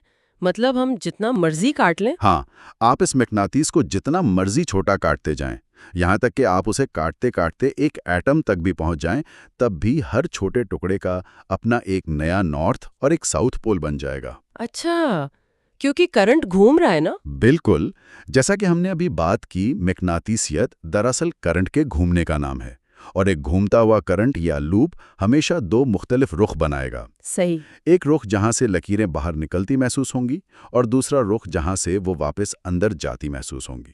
زبردست۔ اچھا، تو اگر مقناطیسی میدان صرف ان دیکھے دائروں کا نام ہے جو ہر طرف پھیلے ہوئے ہیں، تو سوال یہ پیدا ہوتا ہے کہ سائنسدان اس پوشیدہ چیز کو ریاضی میں کیسے پکڑتے ہیں؟ اس کے لیے خاص طریقہ ہے۔ ہاں، اس پیچیدہ رویے کو سمجھنے اور ناپنے کے لیے ذرائع میں ایک خاص استعمال ہوئی ہے، ویکٹر پوٹینشل۔ یہ کیا چیز ہے؟ دیکھیں، فیلڈز کے ظاہری رویے کو ریاضیاتی طور پر گہرائی سے سمجھنے کے لیے سائنسدانوں نے کچھ خاص تصورات وضع کیے ہیں۔ جس طرح برقی چارج کی کثافت کا تعلق الیکٹرک پوٹینشل یعنی وولٹیج سے ہوتا ہے، بالکل اسی طرح کسی تار میں بہنے والے کرنٹ کا تعلق اس ویکٹر پوٹینشل سے ہوتا ہے، جسے عام طور پر حرف اے سے ظاہر کیا جاتا ہے۔ بالکل، آپ اسے مقناطیسی میدان کو بیان کرنے کا ایک ریاضیاتی طریقہ کہہ سکتے ہیں۔ اس کی مدد سے فزکس دانوں کے لیے یہ حساب لگانا بہت آسان ہو جاتا ہے کہ کسی پیچیدہ تار میں بہنے والے کرنٹ کی وجہ سے پیدا ہونے والا میدان خلا میں کیا شکل اختیار کرے گا۔ یہاں میں تھوڑی سی بحث کرنا چاہوں گی کیونکہ یہ بات مجھے تھوڑی الجھن میں ڈال رہی ہے۔ جی بتائیں، کیا الجھن ہے؟ کیا یہ ویکٹر پوٹینشل محض پیچیدہ مساوات کو حل کرنے کی ایک ریاضیاتی چال نہیں ہے؟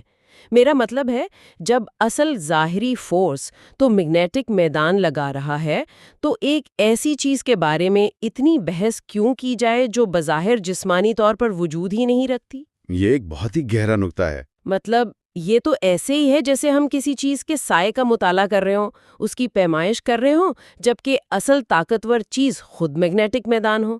کیا ہم صرف حساب کتاب کو آسان بنانے کے لیے ایک فرضی چیز تخلیق نہیں کر رہے؟ آپ کا یہ اعتراض بہت بجا ہے، اور سائنس کی تاریخ میں کئی دہائیوں تک کلاسیکل فزکس کے ماہرین کا بھی بالکل یہی ماننا تھا۔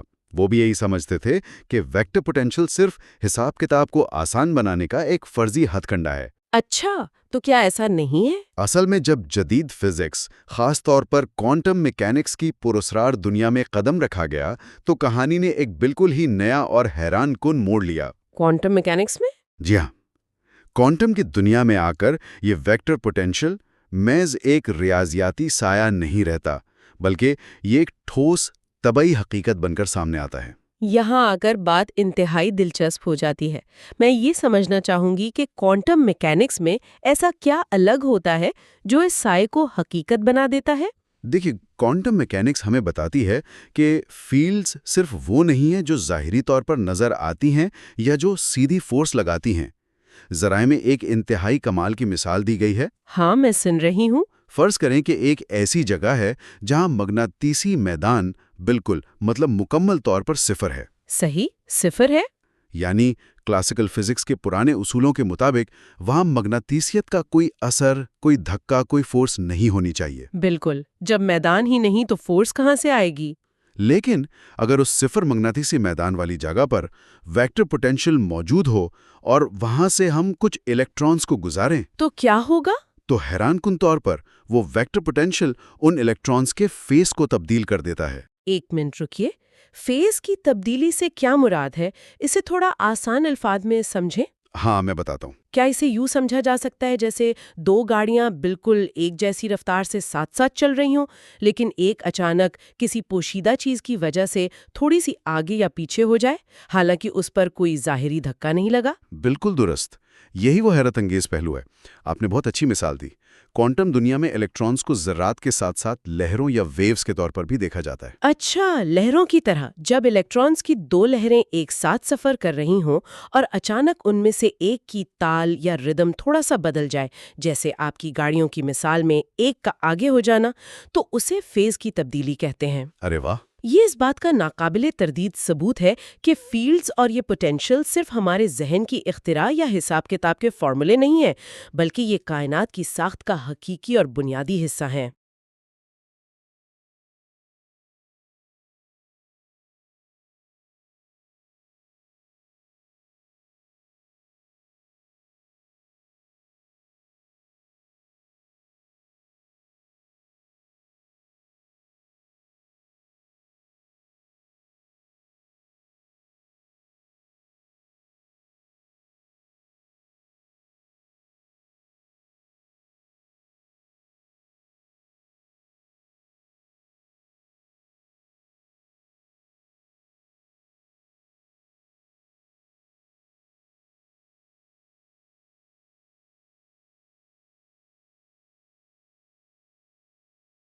یعنی مقناطیسی میدان صفر ہے، الیکٹرانز پر کوئی مقناطیسی قوت نہیں لگ رہی، لیکن پھر بھی انہیں اس پوشیدہ ویکٹر پوٹینشل کی موجودگی کا احساس ہو جاتا ہے اور ان کا برتاؤ بدل جاتا ہے۔ بالکل، وہ اسے محسوس کر لیتے ہیں۔ یہ سوچ کر ہی ذہن چکرا جاتا ہے کہ بظاہر خالی نظر آنے والی جگہ بھی کتنی گہری معلومات اور حقیقتوں سے بھری ہوئی ہے۔ خیر، اگر ہم نے یہ جان لیا ہے کہ کرنٹ کے بہنے سے مقناطیسی میدان اور یہ پراسرار ویکٹر پوٹینشل پیدا ہوتے ہیں، تو ذہن میں قدرتی طور پر یہ سوال ابھرتا ہے کہ کیا اس عمل کو الٹا کیا جا سکتا ہے؟ الٹا کرنے سے آپ کا مطلب ہے کہ؟ میرا مطلب ہے کہ کیا ایک مقناطیس کا استعمال کرتے ہوئے کرنٹ پیدا کیا جا سکتا ہے؟ ہاں، اور یہی وہ سوال تھا جس نے 19ویں صدی میں عظیم سائنسدان مائیکل فیراڈے کو برسوں تک بے چین کر رکھا تھا۔ فیراڈے نے بہت کام کیا اس پر۔ جی، فیراڈے کے پاس کوئی بہت اعلیٰ رسمی تعلیم نہیں تھی، لیکن اس کا تخیل اور تجربات کرنے کی لگن بے مثال تھی۔ اس نے سوچا کہ اگر کرنٹ سے میگنیٹ بن سکتا ہے تو میگنیٹ سے کرنٹ بھی بننا چاہیے۔ بالکل منطقی سی بات لگتی ہے۔ اس نے سالوں تک تجربات کیے اور آخرکار وہ حیرت انگیز دریافت کی جسے آج پوری دنیا فیراڈے کا قانون یا فیراڈیز لا کہتی ہے۔ تو اس نے کیا دریافت کیا؟ فیراڈے نے ثابت کیا کہ اگر محض ایک مقناطیس کو ایک تار کے پاس رکھ کر چھوڑ دیا جائے تو کچھ نہیں ہوگا۔ ساکن مقناطیس کوئی کرنٹ پیدا نہیں کرتا۔ اچھا، ساکن مقناطیس کچھ نہیں کرتا۔ لیکن جب وہ میگنیٹک فیلڈ تبدیل ہوتا ہے، یعنی اگر میگنیٹس کو حرکت دی جائے، اسے تار کے قریب لایا جائے یا دور لے جایا جائے، تو اس تبدیلی کے نتیجے میں تار کے ارد گرد ایک نیا برقی میدان یا الیکٹرک فیلڈ پیدا ہو جاتا ہے۔ ارے واہ، ایک نئی فیلڈ پیدا ہو جاتی ہے۔ یہی وہ پیدا ہونے والی الیکٹرک فیلڈ ہے جو تار کے اندر موجود الیکٹرانز کو زور سے دھکا دیتی ہے، جس سے تار میں کرنٹ دوڑنے لگتا ہے۔ اسے انڈیوس کرنٹ کہتے ہیں، یعنی حرکت کو براہ راست بجلی میں بدل دینا۔ لیکن ذرائع کو گہرائی سے پڑھتے ہوئے مجھے ایک بہت بڑا تضاد نظر آیا، ایک پیراڈاکس سامنے آتا ہے۔ کیسا پیراڈاکس؟ ذرا تصور کریں، اگر ہم مقناطیس کو سختی سے اپنی جگہ پر روکے رکھیں اور تار کو اس مقناطیس کے قریب حرکت دیں، تو پرانے طبیعتی اصولوں سے ہمیں سمجھ آتا ہے کہ حرکت کی وجہ سے تار کے الیکٹرانز پر ایک مقناطیسی قوت لگتی ہے، جس سے کرنٹ پیدا ہوتا ہے۔ یہ تو بالکل سیدھا سا اصول ہے۔ جی بالکل، چونکہ الیکٹرانز خود حرکت کر رہے ہوتے ہیں مغناطیسی میدان کے اندر، تو فزکس کے بنیادی اصول کے تحت ان پر ایک سیدھی فورس لگتی ہے جو انہیں تار میں دوڑنے پر مجبور کر دیتی ہے۔ لیکن حیرانی کی بات یہ ہے کہ اب اس امر کو الٹا کر کے دیکھیں۔ کیسے؟ اگر تار کو بالکل ساکن رکھا جائے، اسے ہلنے نہ دیا جائے اور مقناطیس کو حرکت دی جائے، تو تار میں بالکل اتنا ہی اور ویسا ہی کرنٹ دوبارہ پیدا ہوتا ہے۔ ہاں، یہ بات تو ہے۔ لیکن اس بار کرنٹ پیدا ہونے کی وجہ الیکٹرانز کی حرکت نہیں ہے، کیونکہ تار تو رکی ہوئی ہے۔ اس بار وجہ ایک نیا پیدا ہونے والا برقی میدان ہے۔ صحیح۔ کیا یہ حیران کن نہیں کہ ایک ہی حتمی نتیجے، جسے فزکس میں فلکس رول کہتے ہیں، کو حاصل کرنے کے لیے قدرت دو بالکل مختلف طبیعیاتی قوانین کا استعمال کر رہی ہے؟ یہ تو ایسا ہے جیسے دو بالکل مختلف سڑکیں دو مختلف سمتوں سے آ کر ہمیشہ ایک ہی منزل پر جا کر ختم ہوں، چاہے آپ کوئی بھی راستہ چنیں۔ واقعی آپ نے اس پیراڈاکس کو بہت خوبصورتی سے بیان کیا ہے۔ یہ فزکس کی دنیا کا ایک انتہائی انوکھا اور پراسرار راز ہے۔ البرٹ آئنسٹائن نے بھی اپنے بچپن اور جوانی میں اسی تضاد پر گہرا غور کیا تھا، اور یہی وہ سوچ تھی جس نے بعد میں اس کے مشہور زمانہ نظریہ اضافیت کی بنیاد رکھی۔ ارے واہ، یعنی ریلیٹیوٹی کی بنیاد یہیں سے پڑی؟ جی، یہ واقعی بہت پراسرار ہے کہ بظاہر دو بالکل مختلف میکانزمز قدرت میں مل کر بالکل ایک جیسا نتیجہ دیتے ہیں، لیکن اگر ہم ان پیچیدہ اور فلسفیانہ نظریات سے نکل کر اس دریافت کے عملی فوائد کی طرف آئیں تو یہ دریافت آج ہماری پوری روزمرہ کی زندگی کی بنیاد ہے۔ ہاں، اگر سوچا جائے تو اس دریافت کے بغیر تو شاید گھروں میں بجلی ہی نہ ہوتی۔ بالکل نہیں ہوتی۔ ڈیمو پر لگے بڑے بڑے جنریٹرز، الیکٹرک موٹرز، ٹرانسفارمرز، یہ سب کچھ محض ایک ہا بھی رہتا۔ بلا شبہ بدلتا ہوا مغناطیسی میدان بجلی پیدا کرتا ہے۔ یہ وہ سادہ سا اصول ہے جس پر پوری جدید تہذیب کا ڈھانچہ کھڑا ہے۔ ذرائع میں ایک بہت مشہور تاریخی واقعہ بھی نقل کیا گیا ہے اس حوالے سے۔ اچھا، کیا واقعہ ہے؟ جب فیراڈے نے پہلی بار لوگوں کے سامنے اپنا یہ تجربہ پیش کیا اور تار میں پیدا ہونے والا کرنٹ دکھایا تو کسی نے اسے طنزاً پوچھا کہ ایک تار کے پاس مغناطیس ہلانے سے پیدا ہونے والے اس انتہائی معمولی سے کرنٹ کا بھلا کیا عملی فائدہ ہے؟ تو فیراڈے نے کیا کہا؟ فیراڈے نے ایک انتہائی بصیرت افروز جواب دیا۔ اس نے پوچھا، ایک نوزائیدہ بچے کا کیا فائدہ ہوتا ہے؟ واہ، کیا کمال کا جواب ہے! اس نے ثابت کر دیا کہ وہ صرف ایک سائنسدان نہیں بلکہ ایک ویژنری تھا۔ واقعی وہ نوزائیدہ بچہ، وہ چھوٹی سی دریافت آج واقعی پوری دنیا کی رگوں میں خون کی طرح دوڑ رہی ہے۔ اس نے انسانی تاریخ کا دھارا بدل دیا۔ بالکل۔ تو دیکھیں، فیراڈے نے یہ تو ثابت کر دیا کہ بدلتا ہوا میگنیٹیسی میدان برقی میدان بناتا ہے، ہاں، یہ تو ثابت ہو گیا۔ لیکن اس کہانی کا ایک آخری اور سب سے شاندار حصہ بھی باقی تھا جو فزکس کو ہمیشہ کے لیے بدلنے والا تھا۔ اور وہ حصہ جیمز کلارک میکسویل نے مکمل کیا۔ میکسویل کی مساوات کے بارے میں بہت سنا ہے۔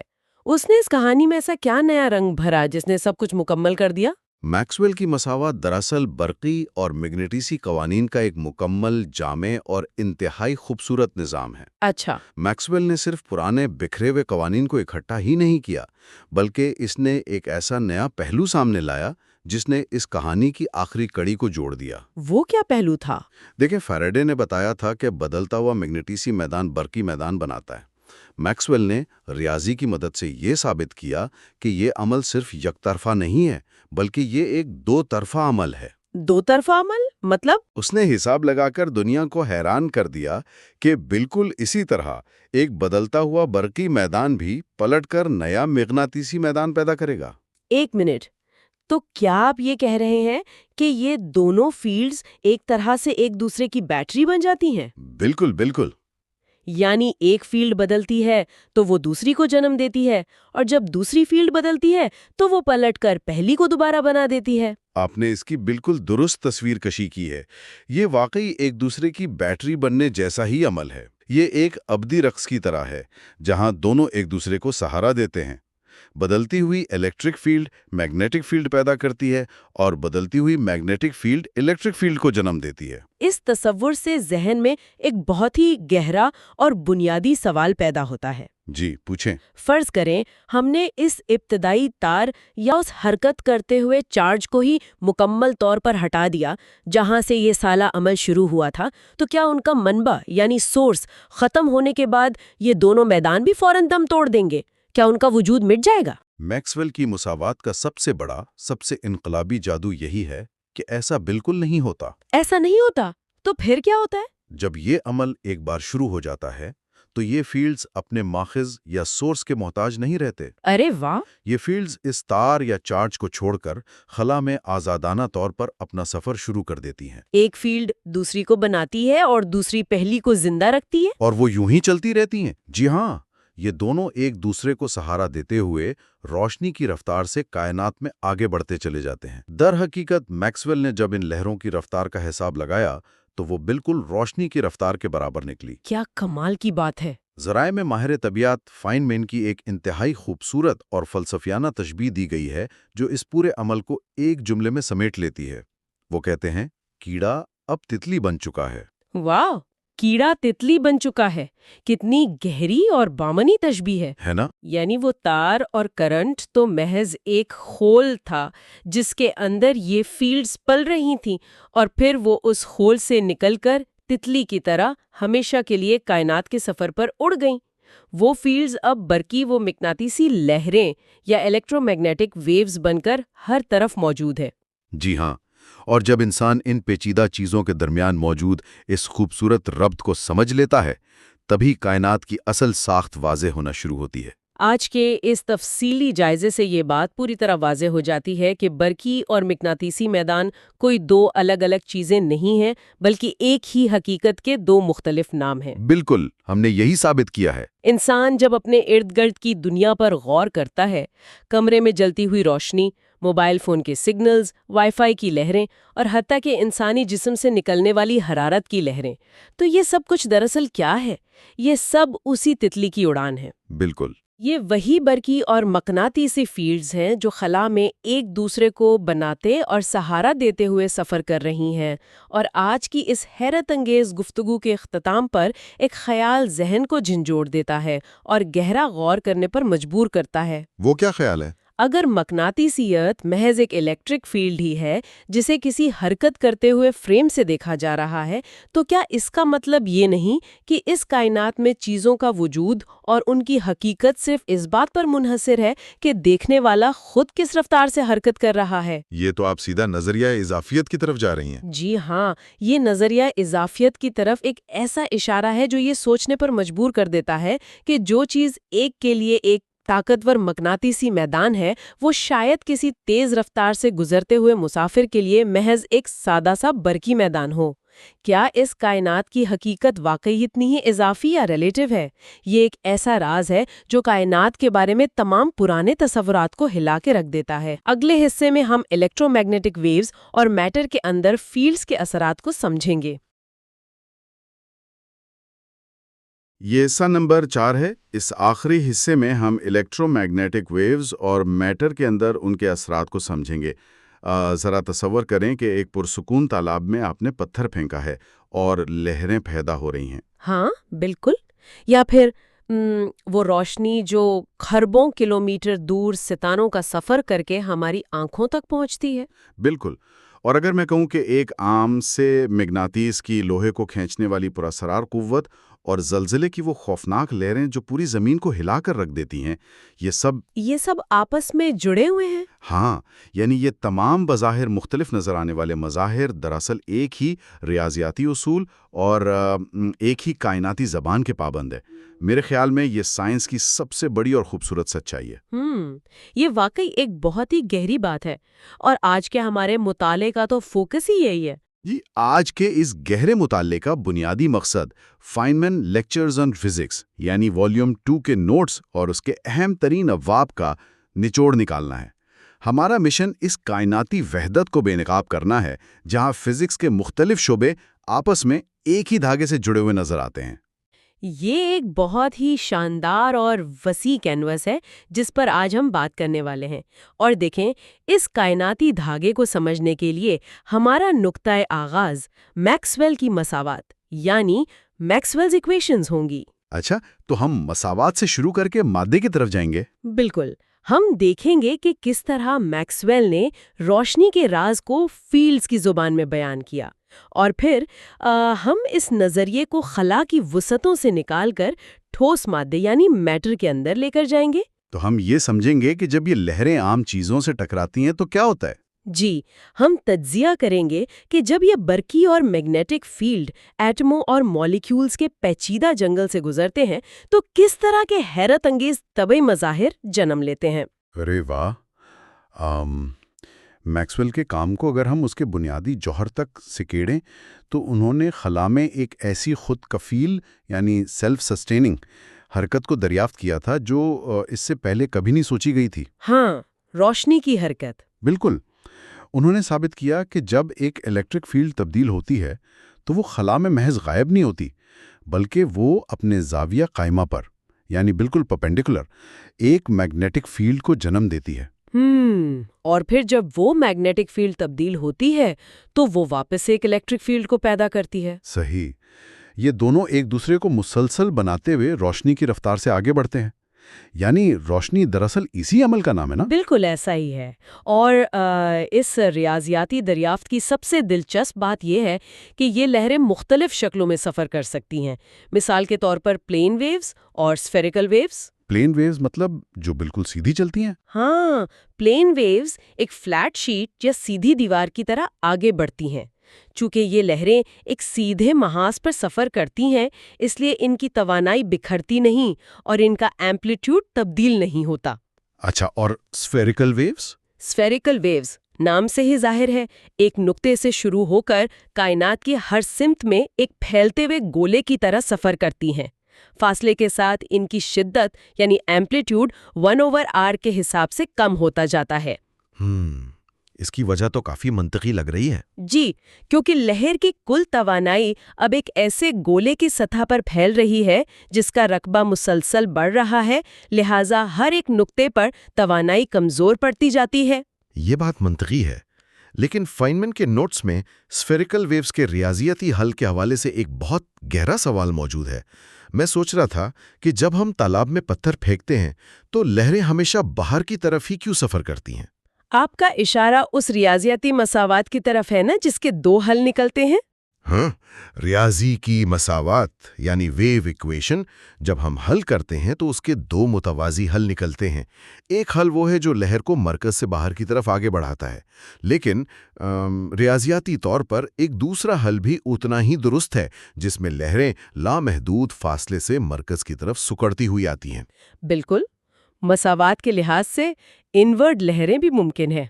लेकिन हम कभी तालाब के किनारों से लहरों को ऐन उसी मकाम पर वापस इकट्ठा होते तो नहीं देखते जहां पत्थर गिरा हो। मेरा मतलब है, रियाजी सच्चाई और तबई हकीकत में ये तजाद क्यों है? ये तबीयत और फलसफे का एक बहुत ही बुनियादी मोड़ है। देखिए, रियाजी हमें कायनात के तमाम मुमकिना रास्ते दिखाती है। ये वक्त में आगे और पीछे दोनों तरफ यकसा काम करती है।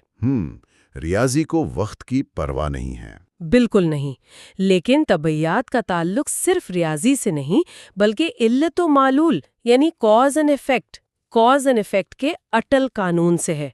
हकीकत में लहरें उस वक्त पैदा होती हैं जब चार्जेस एक्सेलरेट होते हैं, यानी उनकी हरकत में तब्दीली आती है। अच्छा, तो चार्ज की हरकत वजह है और लहर का पैदा होना उसका नतीजा? जी हाँ, चार्ज की हरकत वजह है और लहर का पैदा होना उसका नतीजा। अगर हम अंदर की तरफ आने वाली लहरों को तस्लीम कर लें तो इसका मतलब होगा कि कायनात के विसतों से लहरें पहले से ही सफ़र कर रही थीं ताकि वो ऐन उस लम्हे उस नुक्ते पर पहुंच सकें जब चार्ज ने हरकत करना शुरू की। अरे, ये तो वक्त के बहाव और मंतिक के बिल्कुल खिलाफ हो जाएगा। बिल्कुल, इसलिए हम रियाजी के दूसरे हल को तबई हकीकत तस्लीम नहीं करते। तबई और मंतिकी लिहाज से लहरों का मरकज से बाहर की तरफ जाना ही दुरुस्त माना जाता है। वाह, ये वाकई इस बात की अक्कासी करता है कि रियाजी एक ज़बान है, लेकिन तबीयत इस ज़बान का हकीकत से ताल्लुक जोड़ती है। अब अगर हम इन लहरों और फील्ड्स को अपने रोज़मर्रा के इस्तेमाल में लाएं तो एसी सर्किट्स की दुनिया बहुत दिलचस्प हो जाती है। हाँ, खास तौर पर जब फ्रीक्वेंसी बहुत ज़्यादा हो जाए। जी, कम फ्रीक्वेंसी वाली बिजली तो आम तारों में चलती है, लेकिन हम देखते हैं कि जब हम फ्रीक्वेंसी को रेडियो या माइक्रोवेव की हद तक बढ़ा देते हैं तो आम तारें बिल्कुल नाकाम हो जाती हैं, वो काम ही नहीं करती। ऐसा इसलिए होता है क्योंकि हाई फ्रीक्वेंसी पर तवानाई रेडिएशन की सूरत में ज़ाया होने लगती है। हाँ, मेरा अंदाज़ा है कि इसकी वजह ये होनी चाहिए कि जब इलेक्ट्रॉन्स तार के अंदर इतनी ज़्यादा तेज़ी से अपनी सिमत बदलते हैं तो उनकी पैदा करदा इलेक्ट्रोमैग्नेटिक फील्ड को वापस तार के अंदर समेटने का वक्त ही नहीं मिलता। बिल्कुल दुरुस्त। और फिर वो फील्ड तार की सतह को छोड़कर रेडिएशन की सूरत में खला में फरार हो जाती है, यानी हमारी तार बिजली पहुंचाने के बजाय एक रेडियो एंटीना बन जाती है ना? आपका ये तज्जिया 100% दुरुस्त है।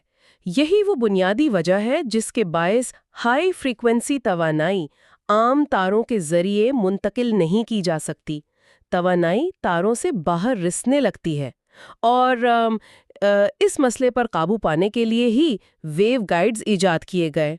वेव गाइड्स यानी वो जो खोखले धाती पाइप होते हैं? जी बिल्कुल, आम तारों के बरक्स ये अंदर से खोखले धाती पाइप होते हैं। जब हाई फ्रीक्वेंसी इलेक्ट्रोमैग्नेटिक लहरें इन पाइपों में दाखिल की जाती हैं तो वो पाइप की अंदरूनी धाती दीवारों से टकराकर यानी मुनक़िस होकर एक कैद शुदा हालत में आगे की तरफ सफ़र करती हैं। धात की बैरूनी सतह इस बात को यकीनी बनाती है कि कोई फील्ड बाहर की तरफ खारिज ना हो। सच में لیکن اس تصور میں ایک انتہائی حیران کن بات چھپی ہوئی ہے جس نے مجھے سوچنے پر مجبور کر دیا۔ وہ کیا؟ دیکھیں نا، روشنی بھی تو ایک الیکٹرو میگنیٹک لہر ہے جس کی فریکوینسی بہت ہی زیادہ ہوتی ہے۔ ہم کسی بھی کھوکھلے پائپ کے ایک سرے سے دوسرے سرے تک آر پار دیکھ سکتے ہیں، یعنی روشنی اس میں سے بلا تعطل گزر جاتی ہے۔ ہاں، روشنی آسانی سے گزرتی ہے۔ لیکن دوسری طرف اگر ہم عام گھروں میں استعمال ہونے والی 50 یا 60 ہرٹز فریکوینسی کی بجلی کی لہروں کو اس پائپ سے گزارنے کی کوشش کریں تو وہ بالکل نہیں گزر سکتی۔ یہ تو بڑی دلچسپ بات ہے کہ روشنی جو ایک ہائی فریکوینسی لہر ہے وہ گزر جاتی ہے، لیکن لو فریکوینسی کی بجلی والی لہر رک جاتی ہے۔ ہاں، یہ ایک بہترین تقابلی مشاہدہ ہے۔ اس مظاہر کو کٹ آف فریکوینسی یعنی کٹ آف فریکوینسی کے اصول کے ذریعے سمجھا جا سکتا ہے۔ کٹ آف فریکوینسی وہ کیا ہوتی ہے؟ دیکھیں، ہر کھوکھلے پائپ یا ویو گائیڈ کی جیومیٹری اور چوڑائی ایک خاص طول موج یعنی ویو لینتھ کی حد مقرر کرتی ہے۔ اگر کسی لہر کی طول موج اس پائپ کی چوڑائی کے دگنے سے بڑی ہو جائے تو وہ لہر ریاضیاتی اور طبعی طور پر اس پائپ کے اندر اپنی شکل برقرار نہیں رکھ سکتی۔ اچھا، تو وہ لہر ختم ہو جاتی ہے؟ بالکل، وہ تیزی سے ختم ہو یعنی ایٹینیویٹ ہو جاتی ہے۔ اب گھروں میں استعمال ہونے والی بجلی کی لہروں کی طول موج ہزاروں کلومیٹر لمبی ہوتی ہے، اس لیے وہ چند انچ چوڑے پائپ میں سما ہی نہیں سکتی۔ ارے واہ! اور روشنی کی طول موج بہت چھوٹی ہوتی ہے؟ جی ہاں، روشنی کی طول موج نینو میٹرز میں ہوتی ہے، جو پائپ کی چوڑائی سے بے حد چھوٹی ہے، لہٰذا وہ آسانی سے سفر کرتی ہے۔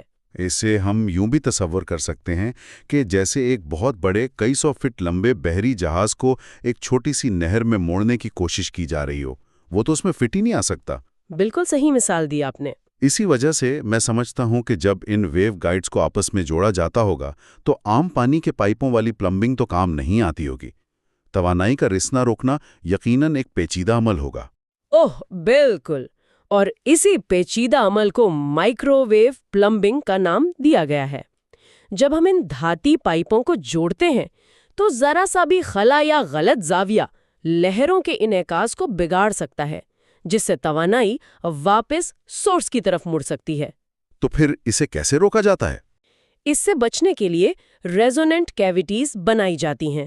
یہ خاص طور پر ڈیزائن کیے گئے چھوٹے خانے ہوتے ہیں جو ان لہروں کو اس طرح گونجنے دیتے ہیں کہ وہ ایک ہی مطلوبہ فریکوینسی پر مستحکم رہیں، بالکل ویسے ہی جیسے بانسری کے اندر ہوا گونجتی ہے۔ واہ، کیا کمال کی انجینئرنگ ہے! ہاں، اور مزید برآں سسٹم کو محفوظ رکھنے کے لیے یونی ڈائریکشنل کپلرز کا استعمال کیا جاتا ہے، جو لہروں کے آپس میں ٹکرانے کے اصول کا فائدہ اٹھاتے ہوئے اس بات کو یقینی بناتے ہیں کہ لہریں صرف آگے بڑھیں، اور اگر کوئی لہر واپس مڑے تو وہ خود بخود کینسل ہو جائے۔ زبردست! یہ تو واقعی الیکٹرو میگنیٹک لہروں کی انجینئرنگ کا کمال ہے۔ اچھا، اب ہم اپنے سفر کا رخ خلا اور کھوکھلے پائپوں سے مڑ کر ذرا مادے کے اندرونی ساخت کی طرف کرتے ہیں۔ بالکل، ڈائی الیکٹرکس کی طرف چلتے ہیں۔ جی، جب ایک الیکٹرک فیلڈ کسی ایسے ٹھوس مادے سے گزرتی ہے جو بجلی کا کنڈکٹر نہیں ہے، جسے ہم ڈائی الیکٹرک کہتے ہیں، تو وہاں الیکٹرانز آزادانہ حرکت تو نہیں کر سکتے، لیکن فیلڈ پھر بھی کچھ نہ کچھ تو اثر دکھاتی ہوگی۔ ایٹم کی ساخت تو فیلڈ کے دباؤ سے کھنچتی ہوگی نا؟ بالکل، ڈائی الیکٹرک مادوں میں چارجز بہہ تو نہیں سکتے، لیکن وہ اپنی جگہ پر تھوڑے سے کھسک ضرور سکتے ہیں۔ کھسک سکتے ہیں؟ کیسے؟ دیکھیں، جب ایک بیرونی الیکٹرک فیلڈ لگائی جاتی ہے تو ایٹم کا پازیٹیو مرکزہ یعنی نیوکلیس فیلڈ کی سمت میں تھوڑا سا دھکیلا جاتا ہے اور الیکٹرانز کا نیگیٹو بادل مخالف سمت میں کھنچ جاتا ہے۔ ایٹم کی اس طرح کھنچ کر بیضوی شکل اختیار کر لینے کے عمل کو پولرائزیشن کہتے ہیں۔ تو ایٹم ایک طرح سے کھنچ کر لمبا ہو جاتا ہے؟ سے ڈائی پول میں تبدیل ہو جاتا ہے، جس کا ایک سرا پازیٹیو اور دوسرا نیگیٹو ہوتا ہے۔ مادہ اندر سے مجموعی طور پر نیوٹرل ہی رہتا ہے، لیکن اس کی سطحوں پر چارجز کا اثر ظاہر ہونا شروع ہو جاتا ہے۔ اس تصور سے مجھے ایک پرانا بچپن کا تجربہ یاد آ رہا ہے، اور وہ اب بہت اچھی طریقے سے سمجھ بھی آ رہا ہے۔ ہم سب جانتے ہیں کہ ایک خشک دن میں بالوں میں کنگھی کرنے کے بعد وہ کنگھی کاغذ کے چھوٹے ٹکڑوں کو اپنی طرف کھینچ لیتی ہے۔ ہاں، یہ الیکٹروسٹیٹکس کی کلاسک مثال ہے۔ لیکن کاغذ کے ٹکڑے تو بالکل نیوٹرل ہوتے ہیں۔ اب مجھے سمجھ آ رہا ہے کہ کنگھی کی الیکٹرک فیلڈ کاغذ کے ایٹموں کو پولرائز کر دیتی ہے۔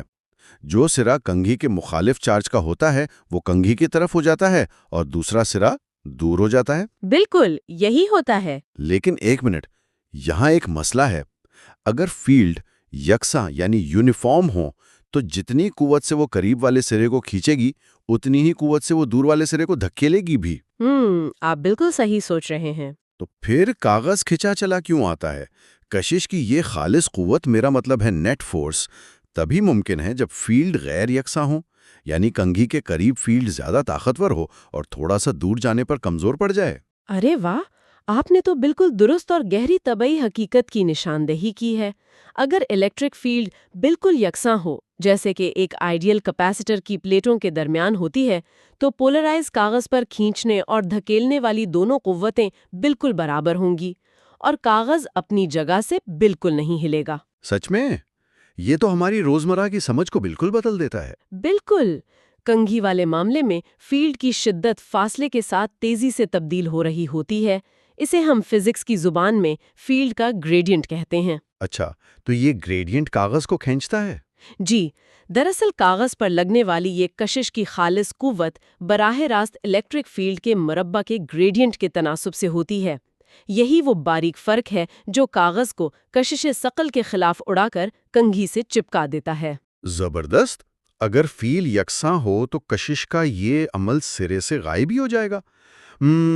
اب اگر ہم چارجز کے ساکن ہونے سے ذرا آگے بڑھیں اور ان کی حرکت یعنی میگنیٹزم کی بات کریں تو ہم سب نے لوہے کے مقناطیس دیکھے ہیں۔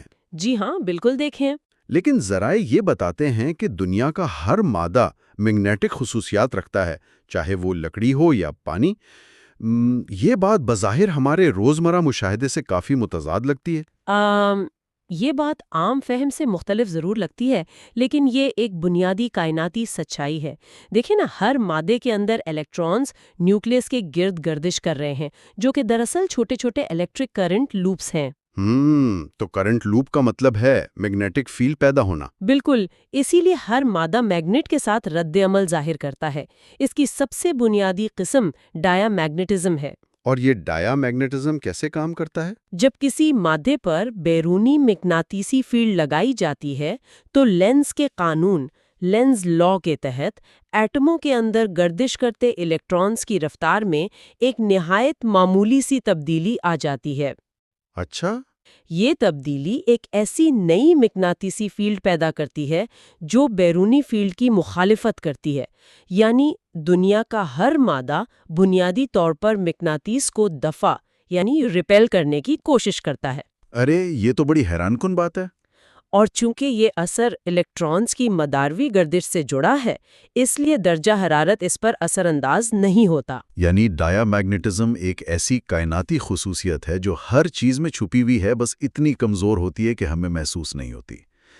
لیکن کچھ مادے ایسے بھی تو ہوتے ہیں جو میگنیٹ کی طرف کھنچتے ہیں، مثلاً ایلومینیم یا آکسیجن۔ یہ پیرا میگنیٹزم کیسے کام کرتا ہے؟ ہاں، وہ ایک الگ عمل ہے۔ مجھے لگتا ہے کہ ان مادوں کے ایٹم پہلے سے ہی اپنی ذات میں مکمل چھوٹے میگنیٹ ہوتے ہوں گے اور بیرونی فیلڈ ان کو صرف ایک سمت میں سیدھا کر دیتی ہوگی۔ کیا ایسا ہی ہے؟ آپ کا اندازہ بالکل درست ہے۔ پیرا میگنیٹک مادوں کے ایٹموں کا اپنا ایک مستقل مغناطیسی موومنٹ یعنی پرماننٹ ڈائپول ہوتا ہے۔ وہ واقعی میں بے شمار ننھے مغناطیسوں پر مشتمل ہوتے ہیں۔ تو پھر وہ عام حالت میں مغناطیس کیوں نہیں ہوتے؟ کیونکہ عام حالت میں یہ سب بے ترتیب سمتوں میں بکھرے ہوتے ہیں، لیکن جب بیرونی فیلڈ لگائی جاتی ہے تو یہ سب ایک قطار میں فیلڈ کی سمت میں سیدھے ہونے لگتے ہیں، جس سے کشش پیدا ہوتی ہے۔ اچھا، تو یہاں کوئی درجہ حرارت کا اثر بھی ہوتا ہوگا؟ بہت اہم اثر ہوتا ہے۔ مادے کے اندر موجود حرارت ان ایٹموں کو مسلسل ہلاتی جلاتی رہتی ہے، جو ان کی ترتیب کو بگاڑنے کی کوشش کرتی ہے۔ اس لیے درجہ حرارت جتنا کم ہوگا، بیرونی مغناطیسی فیلڈ کا غلبہ اتنا ہی زیادہ ہوگا اور مادہ زیادہ آسانی سے پولرائز ہوگا۔ واہ، ٹھنڈا کرنے سے میگنیٹیسیت بڑھ جاتی ہے۔ اور پھر ہم آتے ہیں لوہے کی طرف، جسے ہم فیرو میگنیٹزم کہتے ہیں۔ لوہے کا میگنیٹزم اتنی شدت سے کیوں کھنچتا ہے؟ یہاں یقیناً ایٹموں کا صرف سیدھا ہونا کافی نہیں ہوگا۔ مجھے لگتا ہے اس کے پیچھے کوئی زیادہ طاقتور کوانٹم مظہر کام کر رہا ہوگا۔ آپ نے بالکل صحیح نشاندہی کی۔ فیرومیگنیٹزم کو ہم صرف کلاسیکل فزکس سے نہیں سمجھ سکتے۔ تو پھر لاکھوں ایٹموں کا ایک ساتھ مل کر ایک ہی سمت میں طاقت لگانا یہ محض اتفاق تو نہیں ہو سکتا؟ بالکل نہیں، یہاں کوانٹم میکینکس اور خاص طور پر پاولی کے اخراج کے اصول کا عمل دخل ہے۔ لوہے، نکل اور کوبالٹ کے ایٹموں کے کرسٹل سٹرکچر میں الیکٹرانز کے سپنز آپس میں ایک زبردست کوانٹم تعلق بنا لیتے ہیں جسے ایکسچینج انٹریکشن کہتے ہیں۔ اور یہ ایکسچینج انٹریکشن کیا کرتا ہے؟ اس طاقتور تعلق کی وجہ سے ایک ایٹم کا الیکٹران اپنے پڑوسی ایٹم کے الیکٹران کو مجبور کرتا ہے کہ وہ بھی اپنا سپن اسی سمت میں رکھے۔ اس طرح اربوں اور خربوں ایٹموں کے سپن آپس میں جڑ کر ایک ہی سمت میں ترتیب پا جاتے ہیں۔ اور تب جا کر وہ طاقتور مغناطیس بنتا ہے؟ جی، اور وہ ایک ایسا طوفانی طاقتور مغناطیسی میدان بناتے ہیں جسے ہم اپنی آنکھوں سے عام زندگی میں دیکھ اور محسوس کر سکتے ہیں۔ یہ دراصل ایک کوانٹم مظہر کا میکروسکوپک یعنی بڑے پیمانے پر ظہور ہے۔ یہ تصور کہ کوانٹم کی اتنی مائکرو سطح پر ہونے والا اتفاق اتنی بڑی مغناطیسی قوت کو جنم دیتا ہے، میرے ذہن کو تو حیران کر دیتا ہے۔ لیکن کیا سپن ہمیشہ ایک ہی سمت میں ترتیب پاتے ہیں؟ ایسا بھی تو ممکن ہے کہ یہ کوانٹم اصول سپنز کو ایک دوسرے کے مخالف سمت میں ترتیب دے دے، ایک اوپر ایک نیچے۔ بالکل ایسا ہوتا ہے اور اسے اینٹی فیرومیگنیٹزم کہتے ہیں۔ اچھا، اس کی کوئی مثال ہے؟ ہاں، کرومیم اس کی ایک بہترین مثال ہے۔ اس کے کرسٹل میں ایکسچینج انٹریکشنز سپنز کو یکساں کے بجائے متضاد سمت میں ترتیب دیتا ہے۔ ایک سپن اوپر ہوتا ہے تو اگلا بالکل نیچے۔ تو پھر تو وہ ایک دوسرے کے اثر کو ختم کر دیتے ہوں گے؟ جی ہاں، وہ ایک دوسرے کے مغناطیسی اثر کو مکمل طور پر کینسل کر دیتے ہیں اور باہر سے دیکھنے پر اس میں کوئی مغناطیسی خاصیت نظر نہیں آتی۔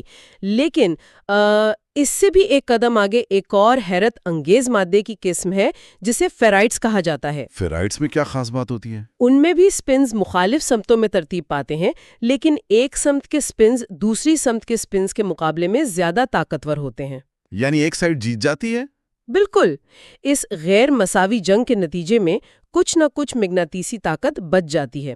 یہ فیرائٹس سائنس اور ٹیکنالوجی کی دنیا میں انقلاب لے کر آئے، کیونکہ مغناطیس ہونے کے ساتھ ساتھ یہ بجلی کے انسولیٹر بھی ہوتے ہیں، یعنی ان میں سے کرنٹ نہیں گزر سکتا۔ ایک انسولیٹر جو کہ مغناطیس بھی ہو، ارے واہ! اس کی اہمیت کا اندازہ لگانا تو مشکل نہیں ہے۔ اس کا مطلب ہے کہ اگر ہم فیرائٹس کو ہائی فریکوینسی سرکٹس میں استعمال کریں تو ان کے اندر میگنیٹک فیلڈز کی تبدیلی کی وجہ سے ایڈی کرنٹس پیدا نہیں ہوں گے؟ بالکل، کیونکہ یہ انسولیٹر ہے اور کرنٹ بہنے کی اجازت ہی نہیں دیتے۔ اس کا مطلب ہے توانائی کا ضیاع اور حرارت پیدا نہیں ہوگی۔ یہی وجہ ہے نا کہ ریڈار اور مائکرو ویو کمیونیکیشن سسٹمز میں لوہے کے بجائے فیرائٹس کو ترجیح دی جاتی ہے۔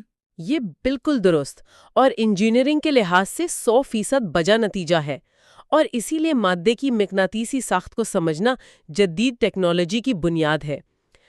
خیر، اب تک ہم نے فیلڈز، ویو گائیڈز اور مادے کے اندر موجود ذرات کی حرکت کا جائزہ لیا ہے۔ تو اب آگے کیا؟ اگر ہم فزکس کی اس کائناتی وحدت یعنی یونٹی آف فزکس کو ثابت کرنا چاہتے ہیں تو ہمیں الیکٹرو میگنیٹک دنیا سے نکل کر ٹھوس مادے کی میکینیکل حرکت کی طرف بھی جانا چاہیے۔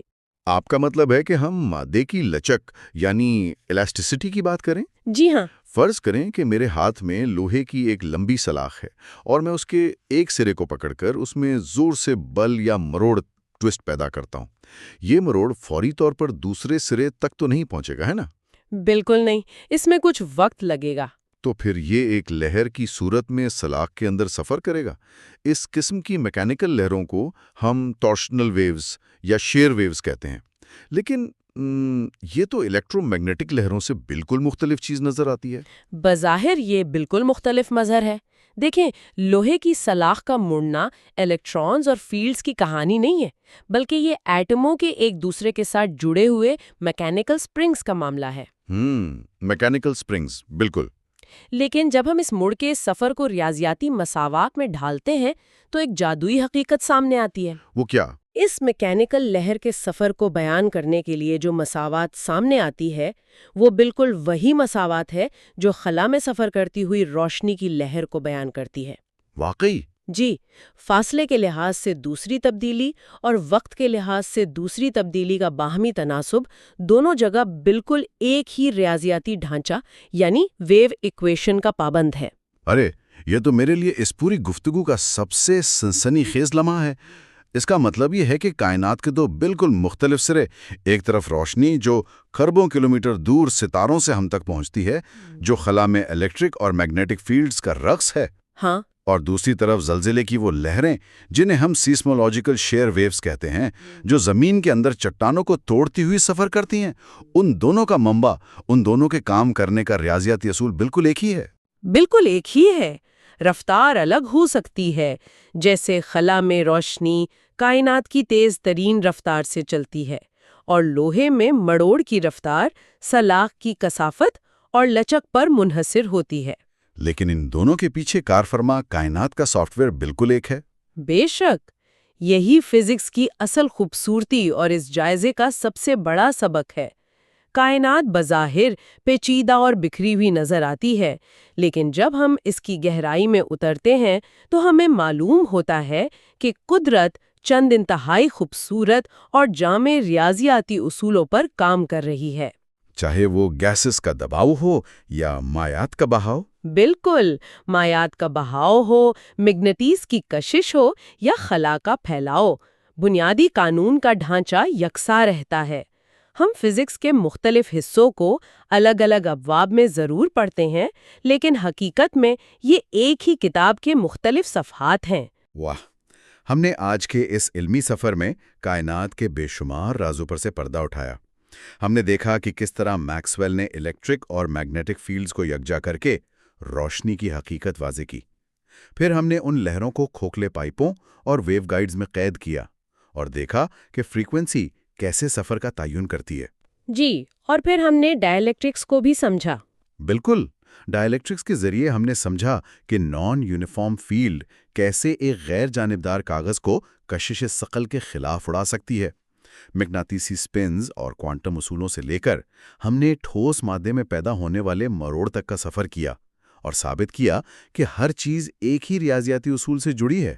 یہ ایک مکمل کائناتی تصویر بن جاتی ہے۔ اور اس شاندار وحدت پر غور کرتے ہوئے میرے ذہن میں ایک بہت ہی مختلف اور سوچنے پر مجبور کر دینے والا خیال پیدا ہو رہا ہے۔ ہم نے دیکھا کہ روشنی کی لہریں، مغناطیسی قوتیں، ایٹموں کے سپن اور زلزلوں کی حرکت سب ایک ہی ریاضیاتی ویو ایکویشن کے پابند ہیں۔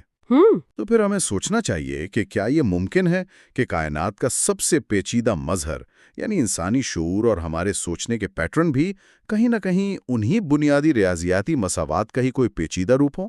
ہمارے دماغ کے اربوں نیورونز کے اندر بھی تو الیکٹرو کیمیکل سگنلز بالکل ویسے ہی سفر کر رہے ہیں جیسے ویو گائیڈز میں مائکرو ویو سفر کرتی ہیں۔